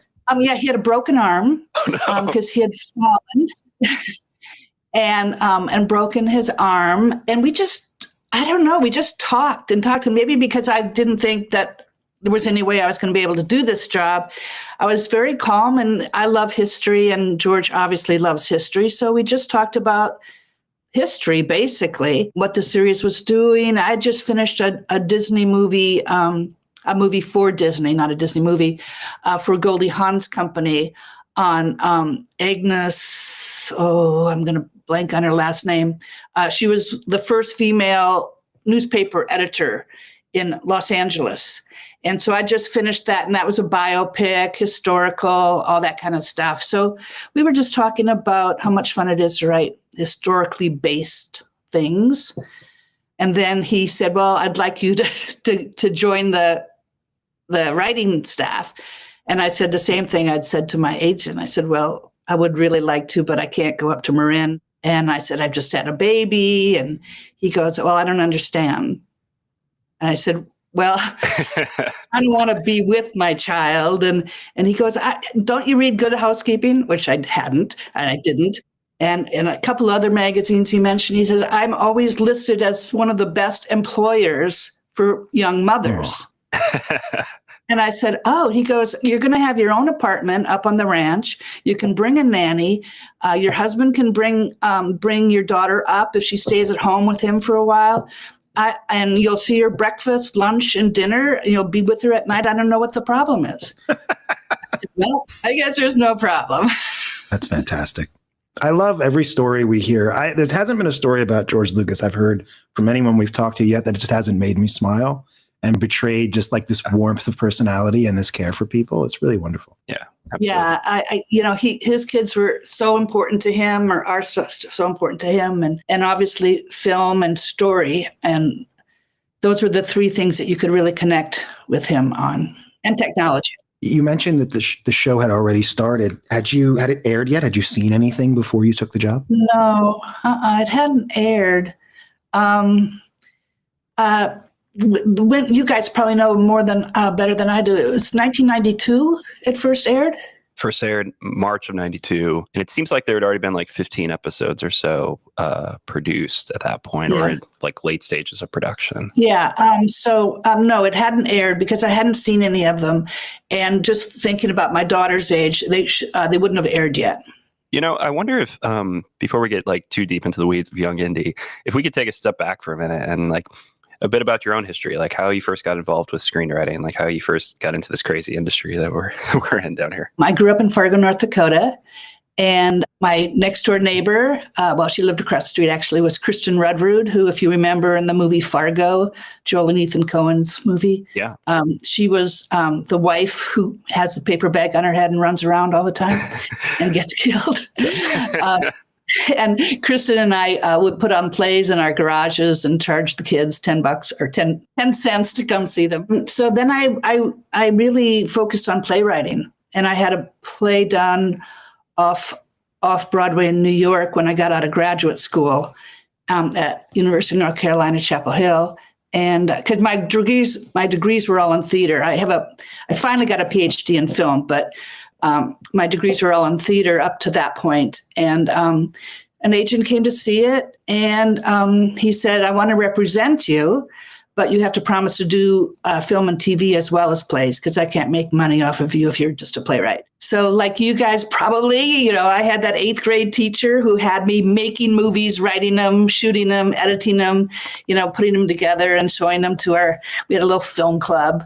And we studied film, and he had a great collection of very, very obscure silent films, but he also had all of Chaplin and Keaton and Harold Lloyd and all those greats. So we were just this film nerd kind of club in junior high, making films and watching films. So that's how I started. So it was from plays. So then from the play, I started working on Tales from the Dark Side for George Romero. Man lives in the sunlit world of what he believes to be reality, a dark side. And that moved into Monsters. My first job, also from that play off Broadway, was I got hired to do a daytime soap. The last year of Search for Tomorrow. Told you that I had a little talk with Daddy, and he seemed to think that the two of you could get back together. I mean, we know he's thinking about Darling, I want that very, very badly, but there is no point in your getting your hopes up too high. Which I don't know if anybody ever remembers, but I really sucked at it. I was terrible because the story goes so slowly in daytime soaps because the average viewer is only watching it 2 or 3 times a week. So you just had to learn to write the same scene over and over and over again. And there was really not much content. There wasn't much anybody discussing anything except for what happened last night or something. I was not very good at it. Oh, Lloyd, what is it? Have you delivered this evening's paper yet? Dad, what happened with Liza? It's something I really don't care to discuss right now. Luckily, it went off the air, but we did win a WGA award that year for it. But it wasn't my cup of tea.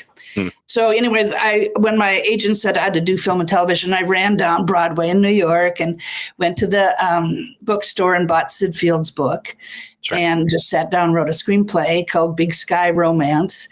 And it got optioned a lot, never got made, but it got me a job writing a movie at Paramount, got me a job writing on a sitcom. And so then I moved to LA and just kept working there. Wow, that's wonderful. And so then, we're up to the Young Indy period. It sounds like a lot of, what got you the job was not just your own experience, but also your love of history. And from what I've heard too, just through like listening to other people get jobs with George, it feels like a lot of it's just like one's ability to actually converse with him. Like it seems like a lot of it, like he's just looking for a nice conversation with someone. And if you can do that, then you're in his good graces. Well, he's kind of the antithesis of a daytime soap. He doesn't he doesn't like talking about nothing. Yes. It has to have content. It has to have context and kind of like deal with the world as it is in present day or in the past and future, obviously. Sure, people have told you we just sat in his office all day and talked story and history, and it was just amazing. Well, you mentioned it, when you said you hired on the second season, I wasn't aware of that previously. And it makes a lot of sense, though, because I've looked at the credits and most of your scripts are sort of in the back half of the show. And you got some big ones. I mean, and when I look at that on any TV show, I see a writer who gets some really great assignments later in a show's life. I see, okay, this is somebody the producer, the showrunner really has a lot of faith in and really values their voice as part of the show. They're like, okay, this, because they know, early on in a show's life, there can be sort of that finding of the voice of the show and, things can happen. But later on, a producer knows what the show is. So I was kind of curious. It looks like we have Mystery of the Blues, we have Peacock's Eye. Let's talk about those. What were the conversations when it came time, to get those assignments and to work on those stories? Those are both, and the Harrison Ford cameo, maybe that was planned later. Maybe you will know, but they both seem like pretty big assignments. So just curious what led into those. Well, George knew what people he wanted to have written about. I'm sure Sidney Bechet was George's idea. I love jazz. You said you've been practicing. Oh, I have. What you've been practicing? Jazz. Oh, What was I doing wrong? You don't know the first thing about jazz. That's what's wrong. I love jazz. Well, that's fine. But if you want to play jazz, you got to know where you're coming from. I love music, and I ended up doing Puccini and the jazz show. But so it just, what we would do is we'd show up in the morning. Well, Deborah Fine, the research person, would give us a bookload of stuff to read at night. And we would show up in the morning in George's office. And we would know, okay, we're going to be talking about Sidney Bechet. We know we're going to be talking about Chicago in the 1920s, right after World War I. He's in at university. So you just kind of research around it, which I think is the most interesting way to approach historical fiction. I've written 3 historical fiction novels now, and I have found that that's the best way to do it, is to research around it. Because if you just go straight at the person, you're just limiting yourself. So we would do research around it. And then at the end, after we broke all these stories, 6, 7, 8, 10, each time we were up at the ranch, then he would we would put down our first choice, and I'm sure I picked Bechet. I know I picked Puccini. And then the second one you picked out of a hat, and that was yours. So I was really happy to get the one that went together with Peacock's Eye, because it was all action, adventure. It was just crazy fun. We have orders to find a Corporal Rahendra Singh. Why? There's reason to believe he's exchanging munitions information with the Germans. I very much doubt it. Orders to bring him in, Captain.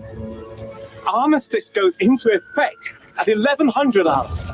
The war will be over in an hour. It wasn't part of and I love education. So, but it didn't have a big education component, whereas the Branislaw Malinowski one, part of it did. I would like to repay you with a kindness. But it's not in my nature. So yeah, that's how it happened.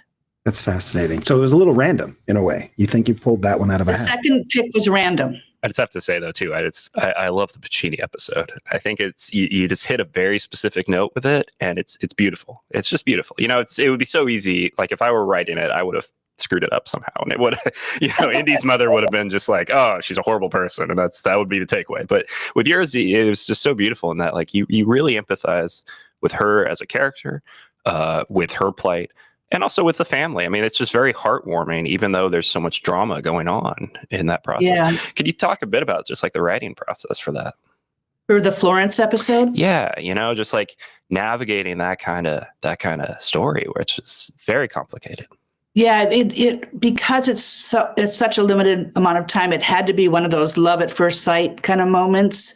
And Mike Newell, who directed it, when I watched that one yesterday, I was like, oh my God, was I lucky to get Mike Newell on that. I know, don't you think I see? But I mustn't. You have given me your answer. You feel the same. My head is all turned around. I cannot think. You must leave me alone. Never. I will not turn away from that which feeds my soul. Mother, Yes, Henry. you said we could have lunch. Yes, it is time for lunch. Will you be joining us, Mr. Puccini? No, Mr. Puccini will not be able to have lunch with us today. But you know, when I mean, and that actor, that Italian actor, is just so gorgeous and so effusive.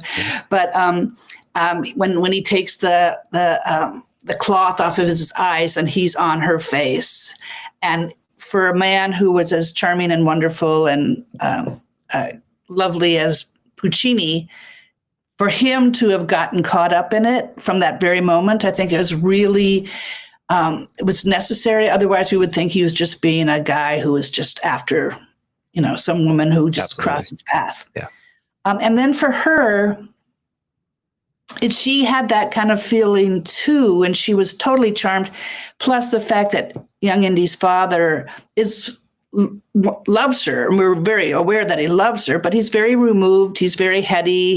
It's all about his work and his books. So she's never had that someone chase her in the way that Puccini was. You must let me escort you to Pisa tomorrow. I grew up near there. I know and I love the country. That is very kind. I would be unable to accompany you. I have an important meeting to discuss the music festival. Professor Jones, I'm offering my services to your family. I'm the happy owner of a touring motor car, and I would gladly chauffeur them to Pisa tomorrow. A guided tour. Generous offer. Very kind. And also the music. My goodness, the music was just incredible. And sure, you've talked about Rick McCallum, but the way that he produced that episode and a lot of episodes, no one had ever been able to shoot at the top of Tower of Pisa before. And I don't know who Rick talked to or how he talked to him. I mean, you can obviously throw George Lucas's name around, but he got us to the top of the leading Tower of Pisa. Wow. Some people come to Pisa for the science. I come for the beauty. And then, you know, because I really loved, and I was worried it was going to be a little bit too, you know, not on the nose, but a little bit too with the physics lessons and attraction. And if at the trajectory, if things come close, there's going to be a reaction. But I think the way Mike Newell directed it was so obvious, but I don't think it was annoyingly obvious. Did you know that if I hang these two objects side by side, that they'll attract each other and eventually come towards each other? Are you saying yes? We're agreeing with you. I think we are agreeing.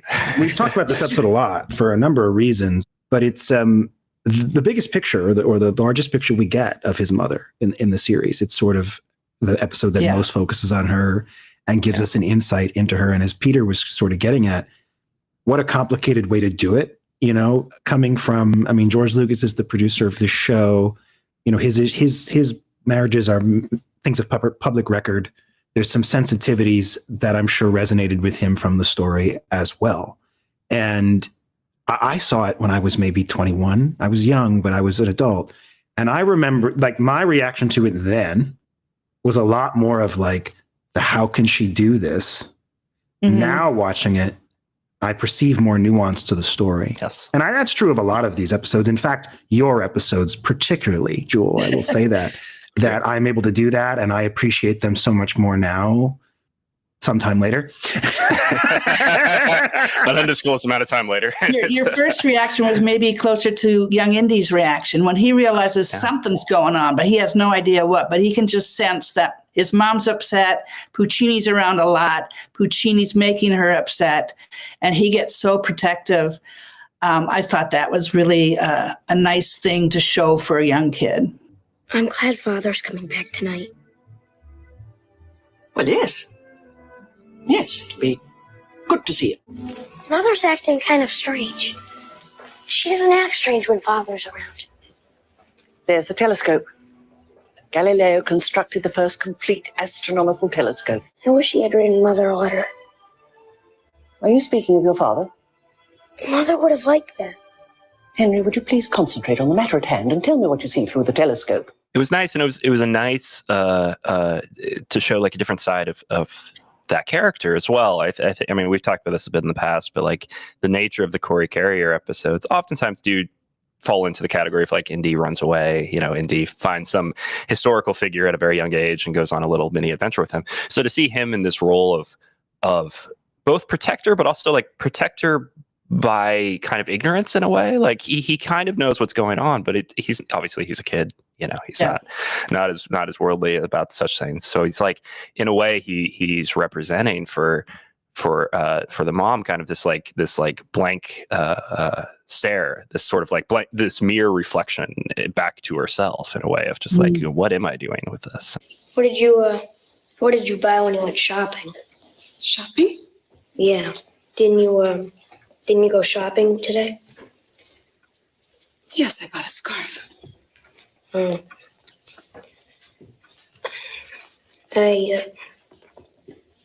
looked through Galileo's telescope today. That's nice.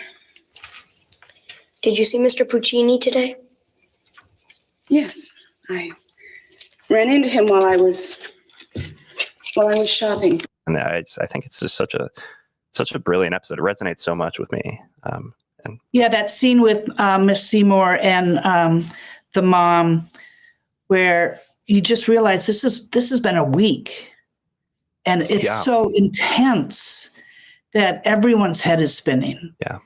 So I think that's kind of fun about it. You must allow yourself time to think. But I can't think. I feel as if something has a hold of me. It's leading me. Is it my heart? Should I follow my heart? I always thought that I was happy, Content. I love my husband. But I am electrified when I am with him. But it's believable. Yeah. It's presented in a way that you believe it could happen. And I think those things happen in people's lives, you know, whirlwind things that destroy their lives or upend their lives, but they feel passionate about them. And it captures that so beautifully. And I think what's so great about it too is like there's a version of the story where it actually doesn't destroy her life. Like it actually kind of like makes her life better. And that is kind of the tragedy of it at the end, where she chooses to remain with her family with a husband who's maybe not supporting her enough emotionally and all these things. And there's that sort of tinge of tragedy there where it's like, oh, maybe you should have gone with him. Yeah. But you know, it's so funny. I was watching it, and now I'm just blanking on the actor's name, and I just loved him so much, the Italian actor. Oh. We just faxed those days. You know, they would send notes from the set, and then Rick would say, just fax back what any changes there needs to be. And so for some reason, when they're underneath the Leaning Tower of Pisa and it's raining, and I think because they had to change the location because it was raining, so that he said, we just need to make that conversation between the mom.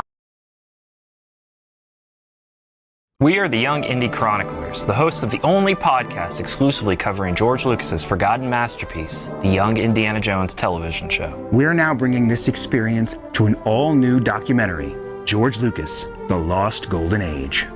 The untold story of how he laid the path to his own creative freedom. Those 4 years in there was the happiest period for Lucasfilm. So he appeared on the set as the second unit cameraman with his arm in a sling. I mean, it's typical of George. He does not give up. George Lucas coming at it from a completely unique angle, and he was going to do this Lawrence of Arabia scale epic on a 16mm budget.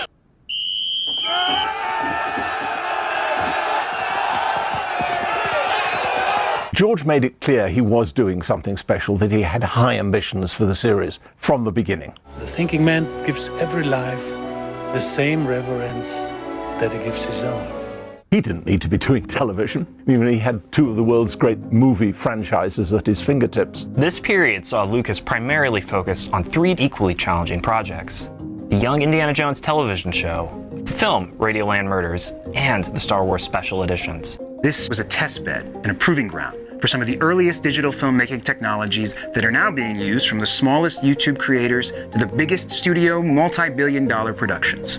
You didn't think I was going to run, did you? I think some critics and film people were objected. The audiences were okay with it. We're thrilled to report that Rick McCallum, the producer of the Star Wars Special Editions and the prequel trilogy, and the Young Indiana Jones series, and Radioland Murders, has agreed to sit with us for an all-new exclusive interview just for this documentary. And the publicity after American Graffiti, and again after Star Wars, George Lucas's next project is going to be Radioland Murders. Again, what is that? We're also in contact with other key figures from the period, including Ben Burt, Jonathan Hales, and many others who played an enormous part in bringing this era to life. You really couldn't do that show traditionally the way he was thinking of it, and of course he found ways to do it that were not traditional. And we want you to come along with us. We've built this Kickstarter campaign to support the film and help us cover costs, such as travel, equipment, post-production, and final deliverables. While we do believe there is a version of this documentary we can produce at our lowest funding goal, there are many things we would like to do for this film that would require higher funding. The more money we can raise, the better this documentary will be. We've set up multiple tiers of support with some amazing perks that you can become part of the process. Whether it's a $5 thank you tier, or if you want to cement your name in film history right next to George Lucas, there's something for you. You can't do anything by yourself. You have to have people you can do it with. We hope you will both support us financially and also share the word about this campaign to everyone who wants to know the true story of George Lucas, the Lost Golden Age.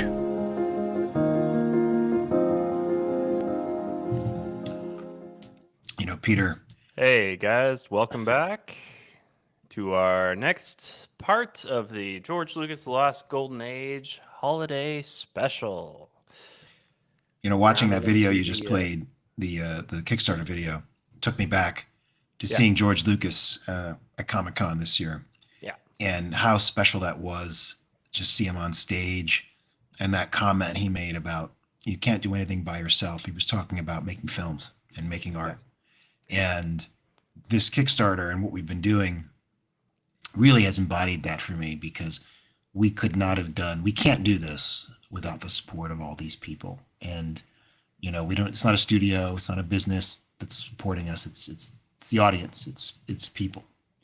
And it's really beautiful that the Kickstarter exists and that these things exist to allow people to organize this way and get the stories they want to hear told. Absolutely, absolutely, I agree.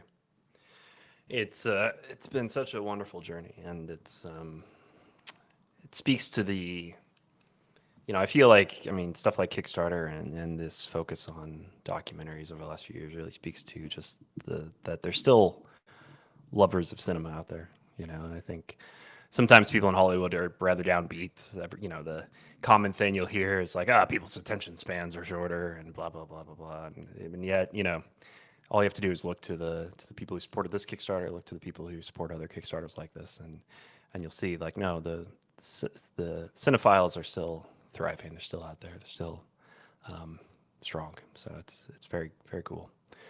But yeah, guys, welcome to the afternoon. I don't know about you, Daniel, but I'm feeling we're going strong. We're going strong.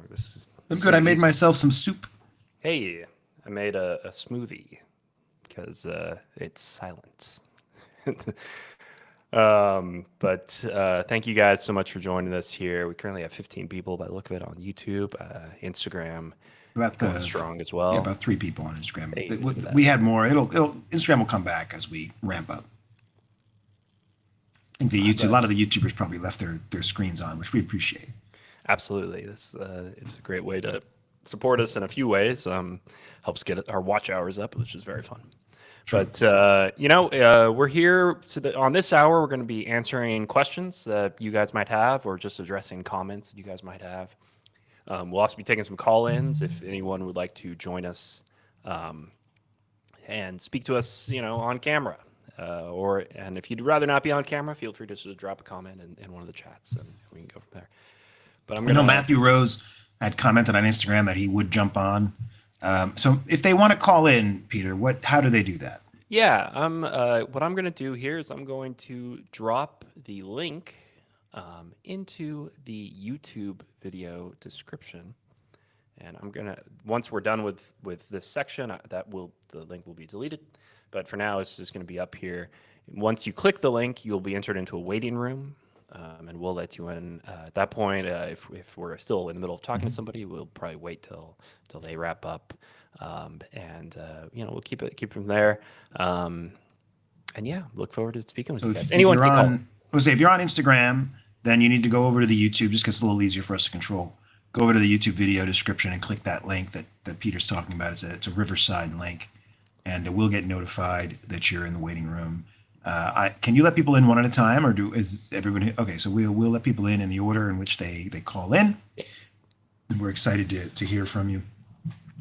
That was a great time we had talking to Dan and Anthony in the last hour. I think Dan, he has that still has that twinkle in his eye about those days. He really does. No, it's great. We have here in the comments, Redhead of Adventure commented saying, my first film I remember watching was American Graffiti when I was 4. George Lucas was the Kickstarter of my love of films. That's really nice. Very positive. American Graffiti is a choice, though. That's a dark film to start out with when you're 4, but I think it's one of those interesting films. It's like the darkness, the seriousness of the subject matter really only becomes apparent, I think, on a rewatch when you're an adult. I think when you're a kid, you're able to watch it and just kind of be wowed by the sheen and the coolness of it all. But it takes on a different connotations maybe when you've had a few years. Well, that's one of the things of the film, right? It's like it's revisiting this nostalgic period, and it's doing it fairly accurately. And as part of that accuracy is some of the darker subtext. I always think about the teacher. Me too. I was just clearly having the relationship with the student, and it's never really expressed in detail. It's not clear, is she in trouble or not? She's in trouble but is she pregnant? It's unclear what exactly is going on. You just know it's dark. You know that he knows it's dark, but also isn't interrogating it because it's just it's not part of his world, right? Yeah. But it's happening. No, exactly. It's just it's a texture of the experience, and that speaks to the pervasive nature of a lot of this kind of darkness, where it's just there. It's not even a plot. It's a plot point, but it's not like a big plot point in someone else's story, and that it's yeah. But what are other? That's a good topic since we're waiting on comments and calls in. Yeah. Call-ins.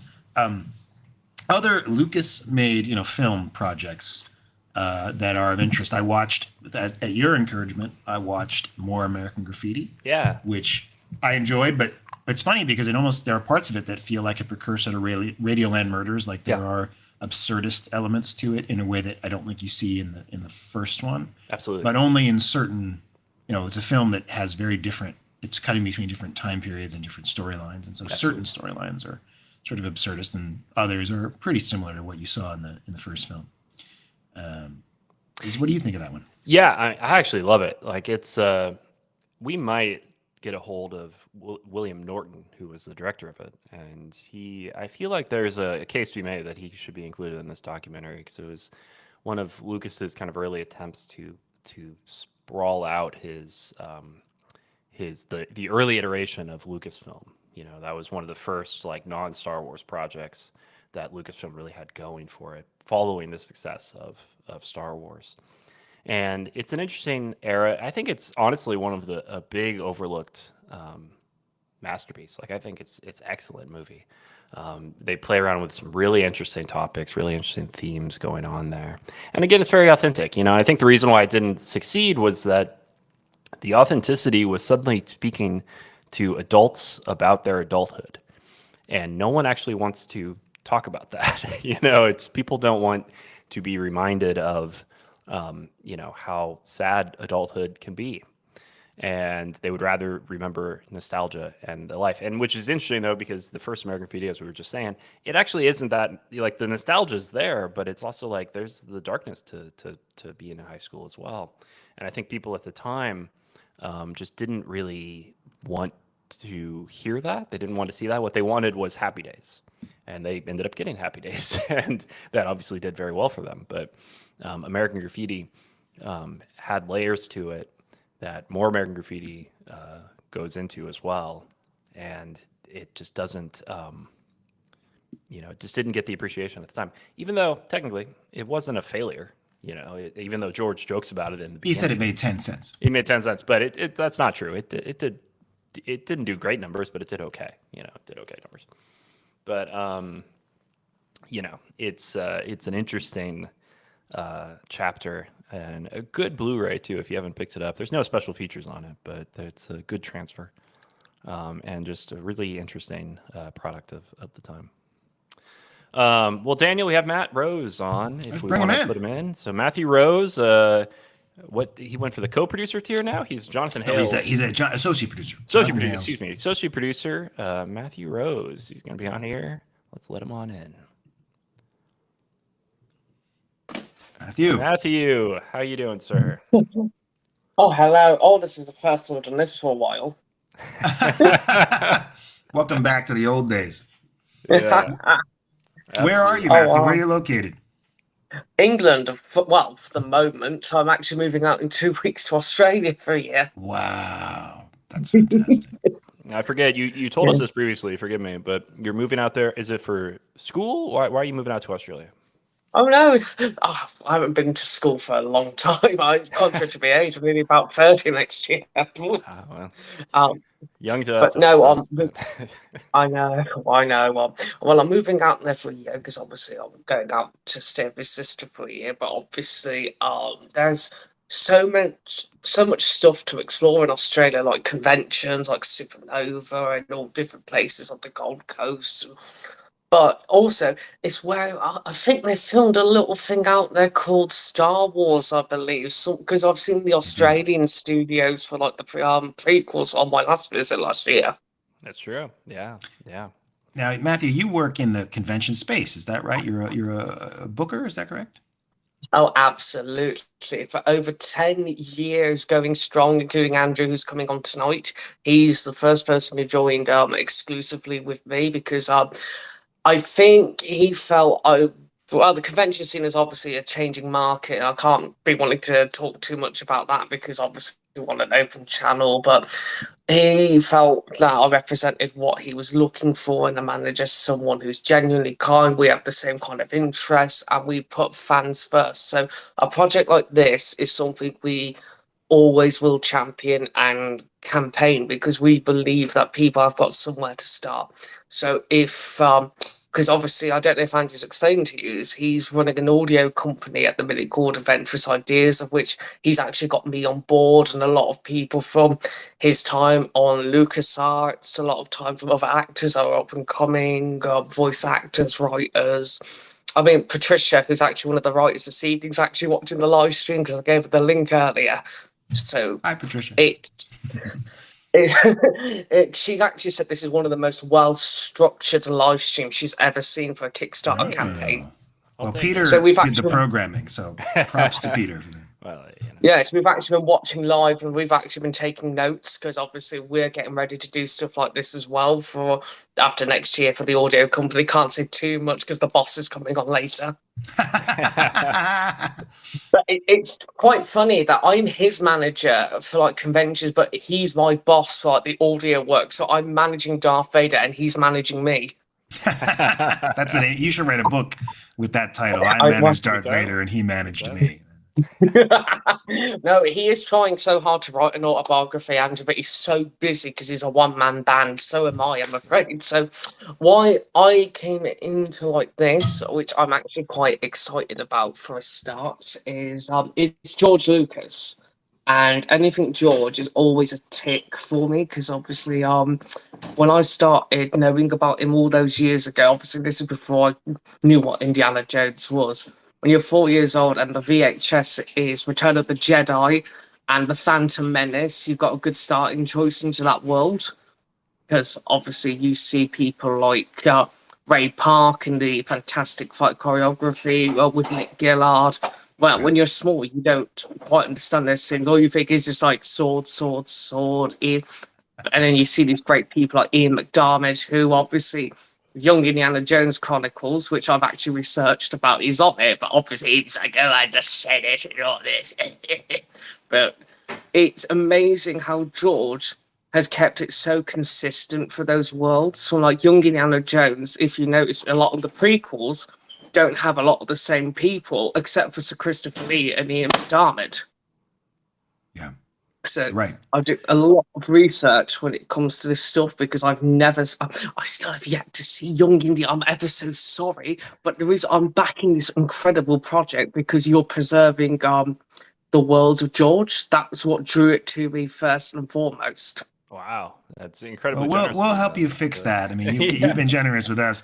We will make sure to send you a copy of Young Indiana Jones. I think you could do that for you. Oh, DJ Skip.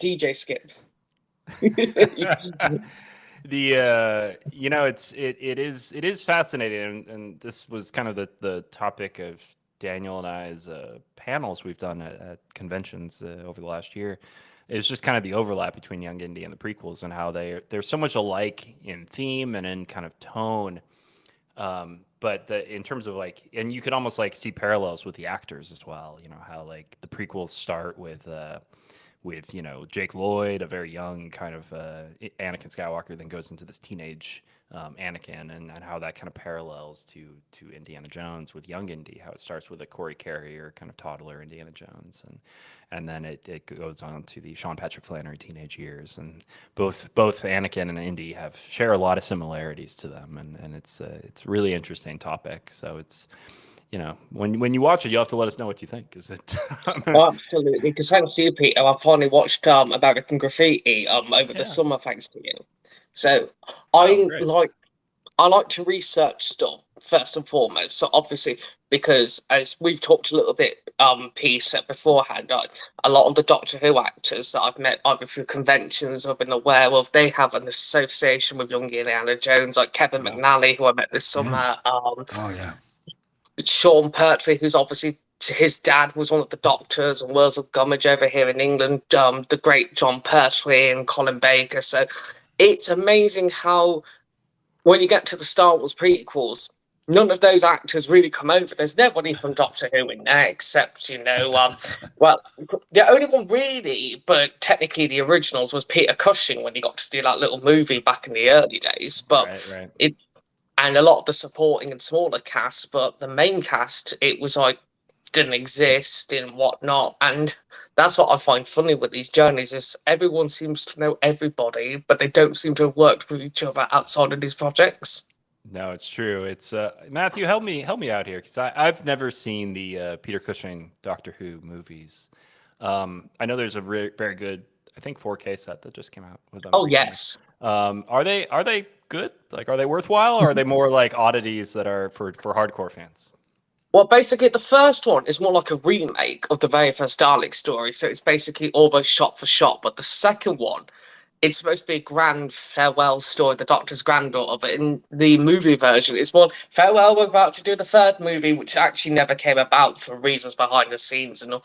But Peter Cushing and that cast is just incredible. The only difference is TARDIS, he's a human in this version, copyright reasons, of course, but they nicked a lot of the operators from the set when they shouldn't have had. They're supposed to have had, let's just say BBC got, I think, a little bit telling off for that one because all their Dalek operators and voices were seconded, the people who worked on the show, to help bring the Daleks to the American audience in colour, and they weren't allowed for copyright reasons, but they were trying to get around it. Oh, that's funny. That's fantastic. I've never seen those either. Now I feel like I need to. Yeah, apparently. Oh yeah, Peter Cushing and the cast that he's with his companions, they are just a great core team. If you've never seen the show, it's great. And it's funny because a couple of years ago when it was the COVID series, they had a special on, and Sir Christopher Lee's niece, Dame Harriet Walter, who was in The Force Awakens, actually got to be in the show, so she's actually ticked the 2 boxes off. What did she play in The Force Awakens? Oh, she was actually the Doctor of Chewie in The Force Awakens. Oh, I recognize that character. She's been in a lot of stuff. I did not know she was Christopher Lee's niece.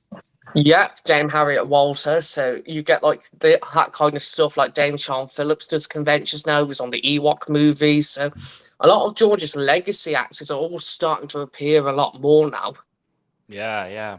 I saw just the other day, I missed out on contributing, but there was a guy, I think based out of the UK too, who's doing documentary about the Ewok movies, and I was like, oh, that's. Well, that would be great. I wonder if I know the guy who played Mace wrote a book. I don't think it was ever published. He did. I think it was kind of a self-published thing. Okay. Like it was very, very, you know. But I know Kevin Thompson, one of the Ewoks, got a book out. So My Journey to Endor, because his wife Tracy was all involved with that.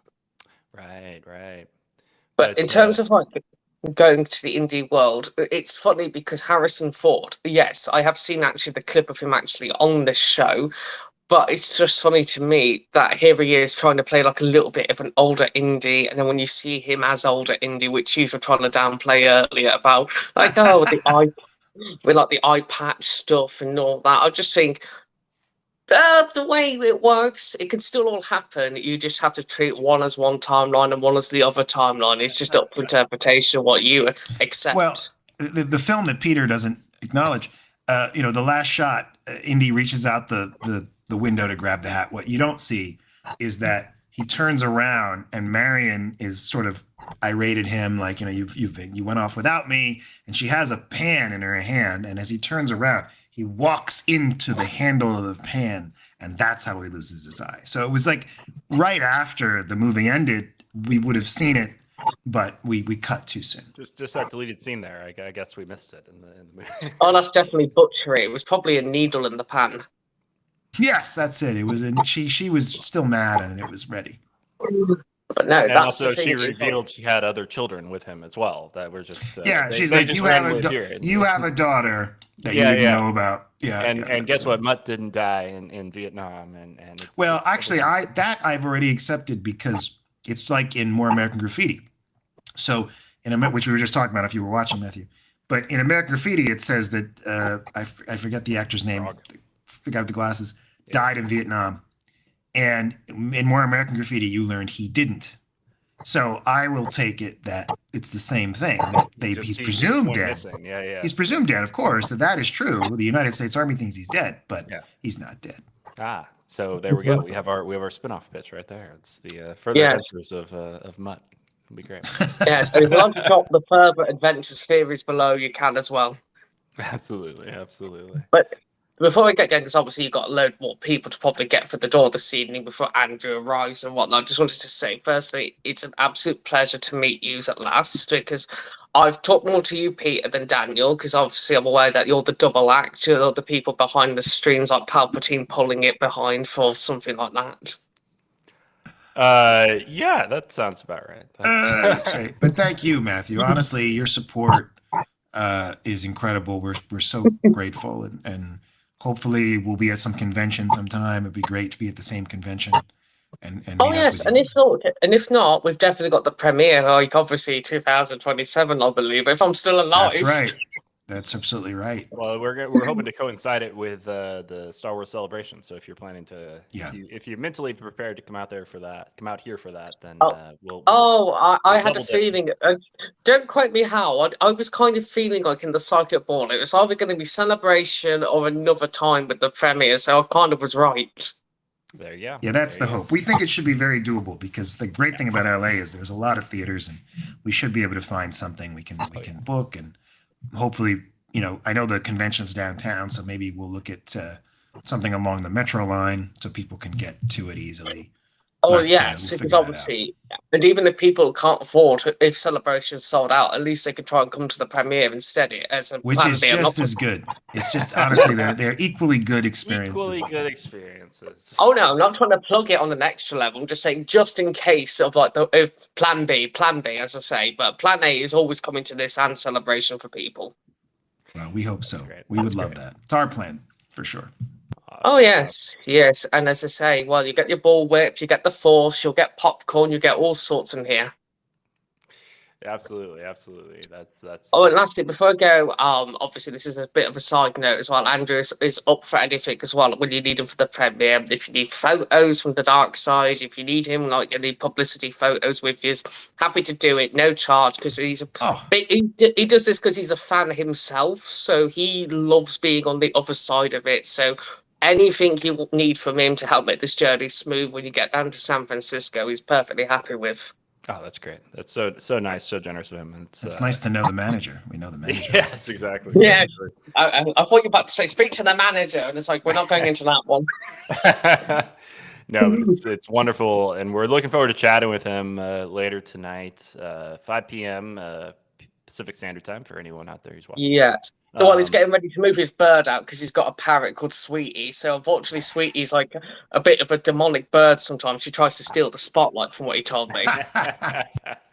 Oh, that's funny. But no, we're very excited to chat and talk about his career and his experiences, not just with Star Wars, but also with Indiana Jones. So it's yeah, because as I say, he's big with, and again, he's big with LucasArts because again, he's got like the Curse of Monkey Island, a load of different aspects. Worked on Fantastic Four, and he's had a bit of resurgence with the film that you've been talking about. It was his first ever movie. A little spoiler on that one. It was Howard the Duck. Oh, yeah, that's right. Now we're talking. Wow. He was an extra. He's a rocker in the movie. He still hasn't been able to find himself, but anyone does. He still wants the photos. It's for a while I was working on a book about Howard the Duck because I love that movie. I've no shame about it. I think it's fantastic. But unfortunately, I discovered that I'm looking forward to this, but somebody's actually has produced a documentary all about the making of Howard the Duck, and it's theoretically coming out soon. But so I was beaten to the punch, I guess, and someone got to it before me. Oh, fantastic! I got to meet Tim Rose, that actually puppeteered Howard about last year. It was very nice. Yeah, absolutely. That's Admiral Akbar, right? Tim Rose. One of the many people who worked on Admiral Akbar. But yeah, Tim Rose, great. He also was one of the people who worked to bring Howard to life in puppet form. But it's a great movie. People should watch it. Yeah. So go. That's my next one because I did Radioland. I'm going to do Howard the Duck next. You have to go into it with the mindset of like a Radioland Murders kind of thing. I know. It's so over the top. It's so like. I am prepared. It's every style of humor you can imagine, all put into a single movie, and it's not perfect, but which is what we all want from our ice cream, isn't it? That's right. But it's very charming. As I say, Peter, before I got her on, I just got to say thank you again for this evening. Also, don't forget for people to check out there as well this documentary for George Lucas for The Lost Golden Age. Also for Andrew later, please ask him as many questions like if you want to talk Indiana Jones, The Infernal Machine, Dark Forces, which got remastered. And he met with, funny enough, Jerick for the first time this year. He was his hand double. Yeah, Christopher Neame. We met him at a convention earlier the year. Oh, I would love to meet him. That's one of my favorite Dark Jedi characters from the period, and he also made an appearance in Star Trek Enterprise and a kids show. I once like a movie called Last Chance Detectives. He was the villain in that, and I was watching that. So like, I would love to meet Christopher Neame. He came over for a charity convention that raised 20,000 that me and Andrew were part of for a cancer charity here in England for Caroline Munro, who was Neame's friend in like Hammer Horror, because they worked together on the Dracula movie with, funny enough, Christopher Lee and Peter Cushing. Oh wow, that's great. That's wonderful. That's wonderful. No, sorry, so sorry for gate crashing. You people have got to get back to your telephone. No, please. This is. Thank you so much for coming. You're thank you associate again. producer. You got to.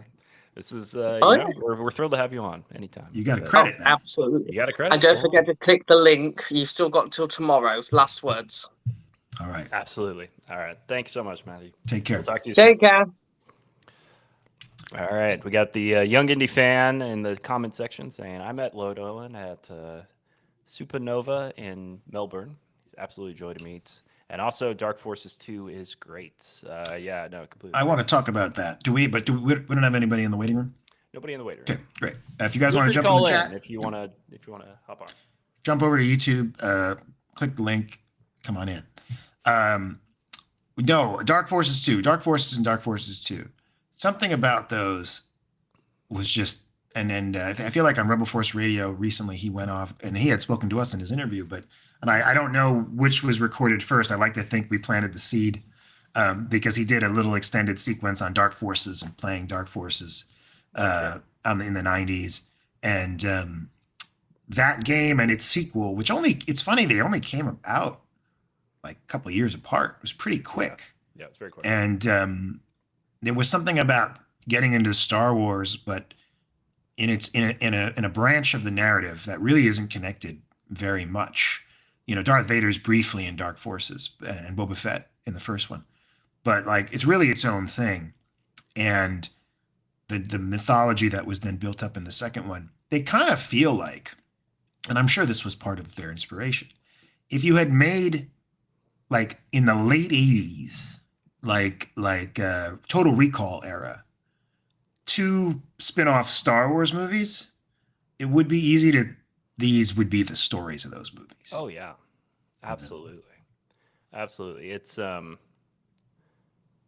also I have a little video here I want to bring up. Let's play it. First of all, though, I realized I sent you a Reddit link last night. I realized I sent you the wrong link, so I'm going to send you the right one right now. That explains why it didn't make any sense. Not relevant to the chat here, but the you know, it was such a wonderful time that, like, in many ways it gave fans, I think, what they wanted to see out of a Star Wars movie. How it represented kind of this continuation. Like, it felt very organic to like what was in our heads of like what happens after Return of the Jedi. Obviously, this, you know, it's in that same vein. And also from a production standpoint, they're reusing a lot of material that you see from the movies. So they're going into the archives, you know, and using material from there to make these video games. And it's really quite remarkable. But the costumes, the stormtrooper outfits, the Darth Vader costume that Andrew wore that we'll talk about, like, these were screen used things and really powerful. I mean, just when you're a kid, see, even the lightsaber. I mean, in 1983, you got Return of the Jedi. The next time a lightsaber is rendered in live action is 1997, Dark Forces 2. Right? Absolutely. And that's kind of nuts. You know, now we sort of see, and honestly, people don't do them well. Like, the depiction of lightsabers across the Disney products is spotty at best. Yeah. And it's a very difficult thing to depict. And I think we all take it for granted. But Dark Forces, you know, does it digitally probably for the first time. I would think that the first digital lightsaber, right, is done there in terms of the animation. And follows the rules. You know, one of my pet peeves with lightsabers is they're not supposed to cast light. Not that they're, you know, in theory, but the reality is when they made the film, the originals, like, they're dowels, and they painted the blades over, and they did not have interactive light. And so now that was maintained into the prequels and in Dark Forces because that's the look. Yeah. That's what it should look like. And it's a magic weapon at the end of the day. Yeah, of course, it should cast light, but it doesn't, right? And now it's like everything is well, I mean, lightsabers. Yeah, and like now it looks like, because it is just a light bulb, you know, and it really does detract, I think, a lot. It takes away some of the mysticism from it, you know, because it does suddenly work within our physical world. And we got a hello from Brandon. Brandon, you want to jump on? Hey, go to the YouTube video and jump on the link. Yeah, join us. Brandon's one of our long-running Patreons. Hey. All right, this is a short little video. It's only about 40 seconds, but I found this yesterday, an archival clip of George talking about video games. So let's check it out.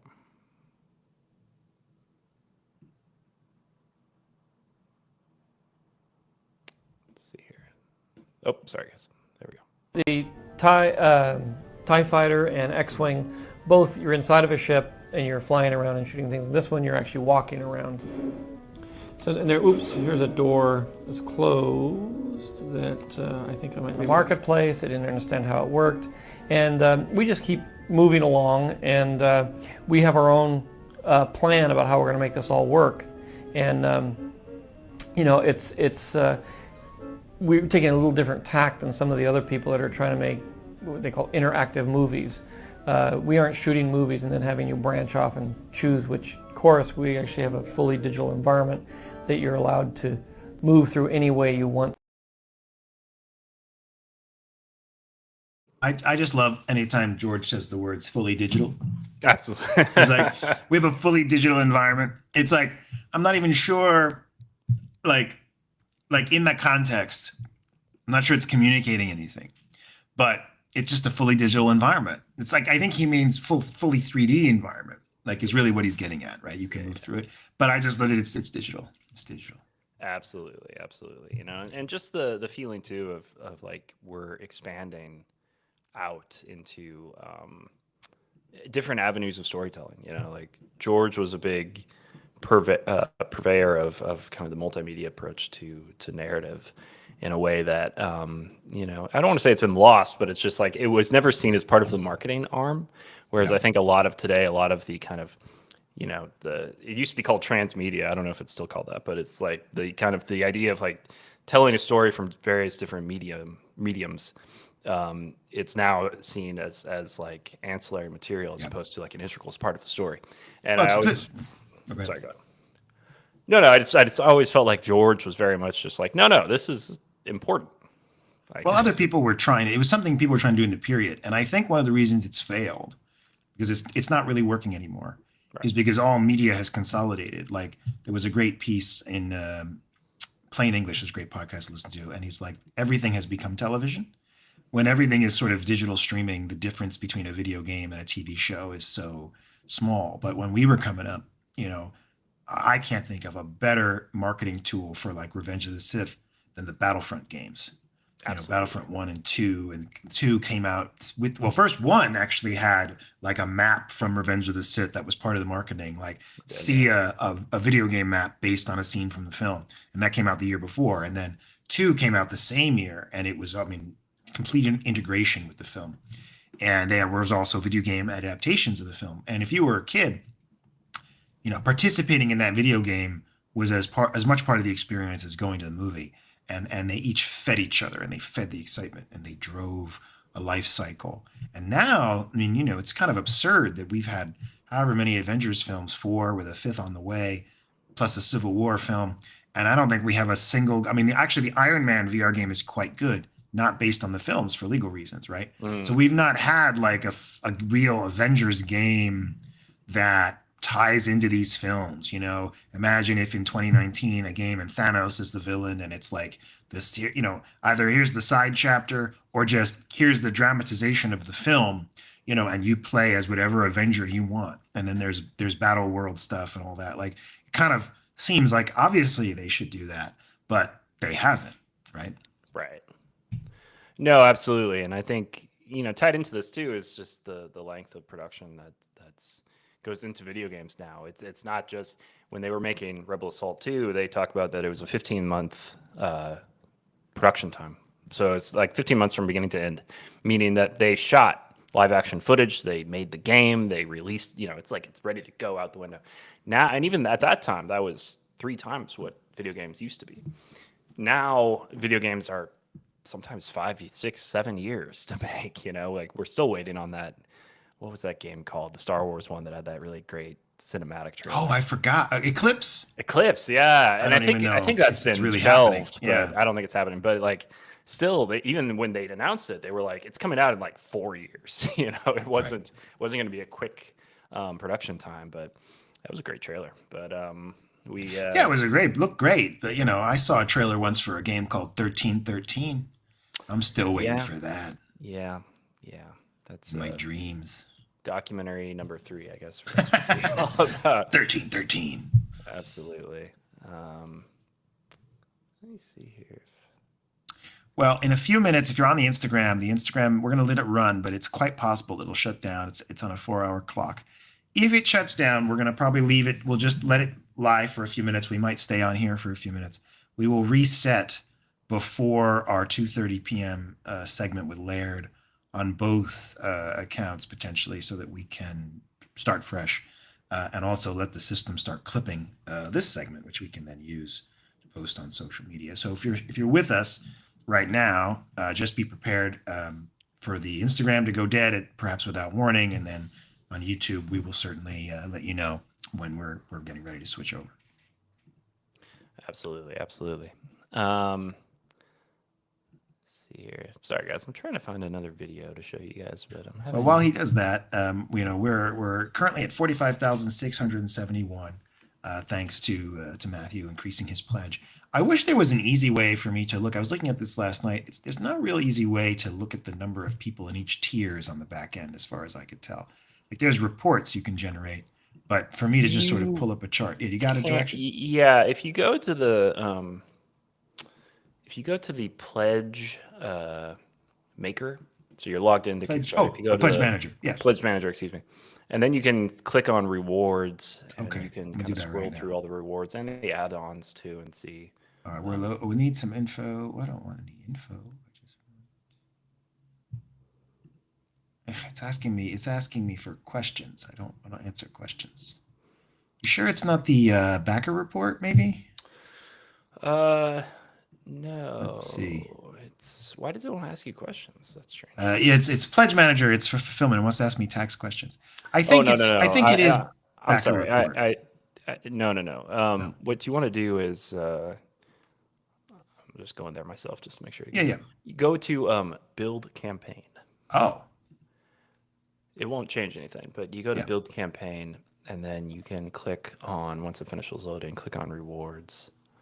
Okay. And then you'll be able to scroll through and see who's claimed what. And okay, cool. I see. At least I think. Wait a minute. No, it doesn't. No, this doesn't look. I think it's backer report. Or no. You have to hit. Yes. So hit reward tier. On the build campaign section? On the build campaign, under the reward section of the build your campaign. And then reward tier, and then you'll be able to see, like, Call Me Junior, we have 18 backers, $5 rewards. That's what I want to see. Yeah. Sorry, everyone. We're doing this all on we go. I see. Perfect. Yeah. Okay, so I know for a fact our most popular tier is the It Belongs a Museum, which has 89 backers. Remember, we only have 229 backers, so it's not quite half, but it's certainly a lot. Another really popular tier we have is The Secrets of the Underworld. This has 22 backers. Of course, this is the one that has the exclusive mini documentary on Star Wars Underworld.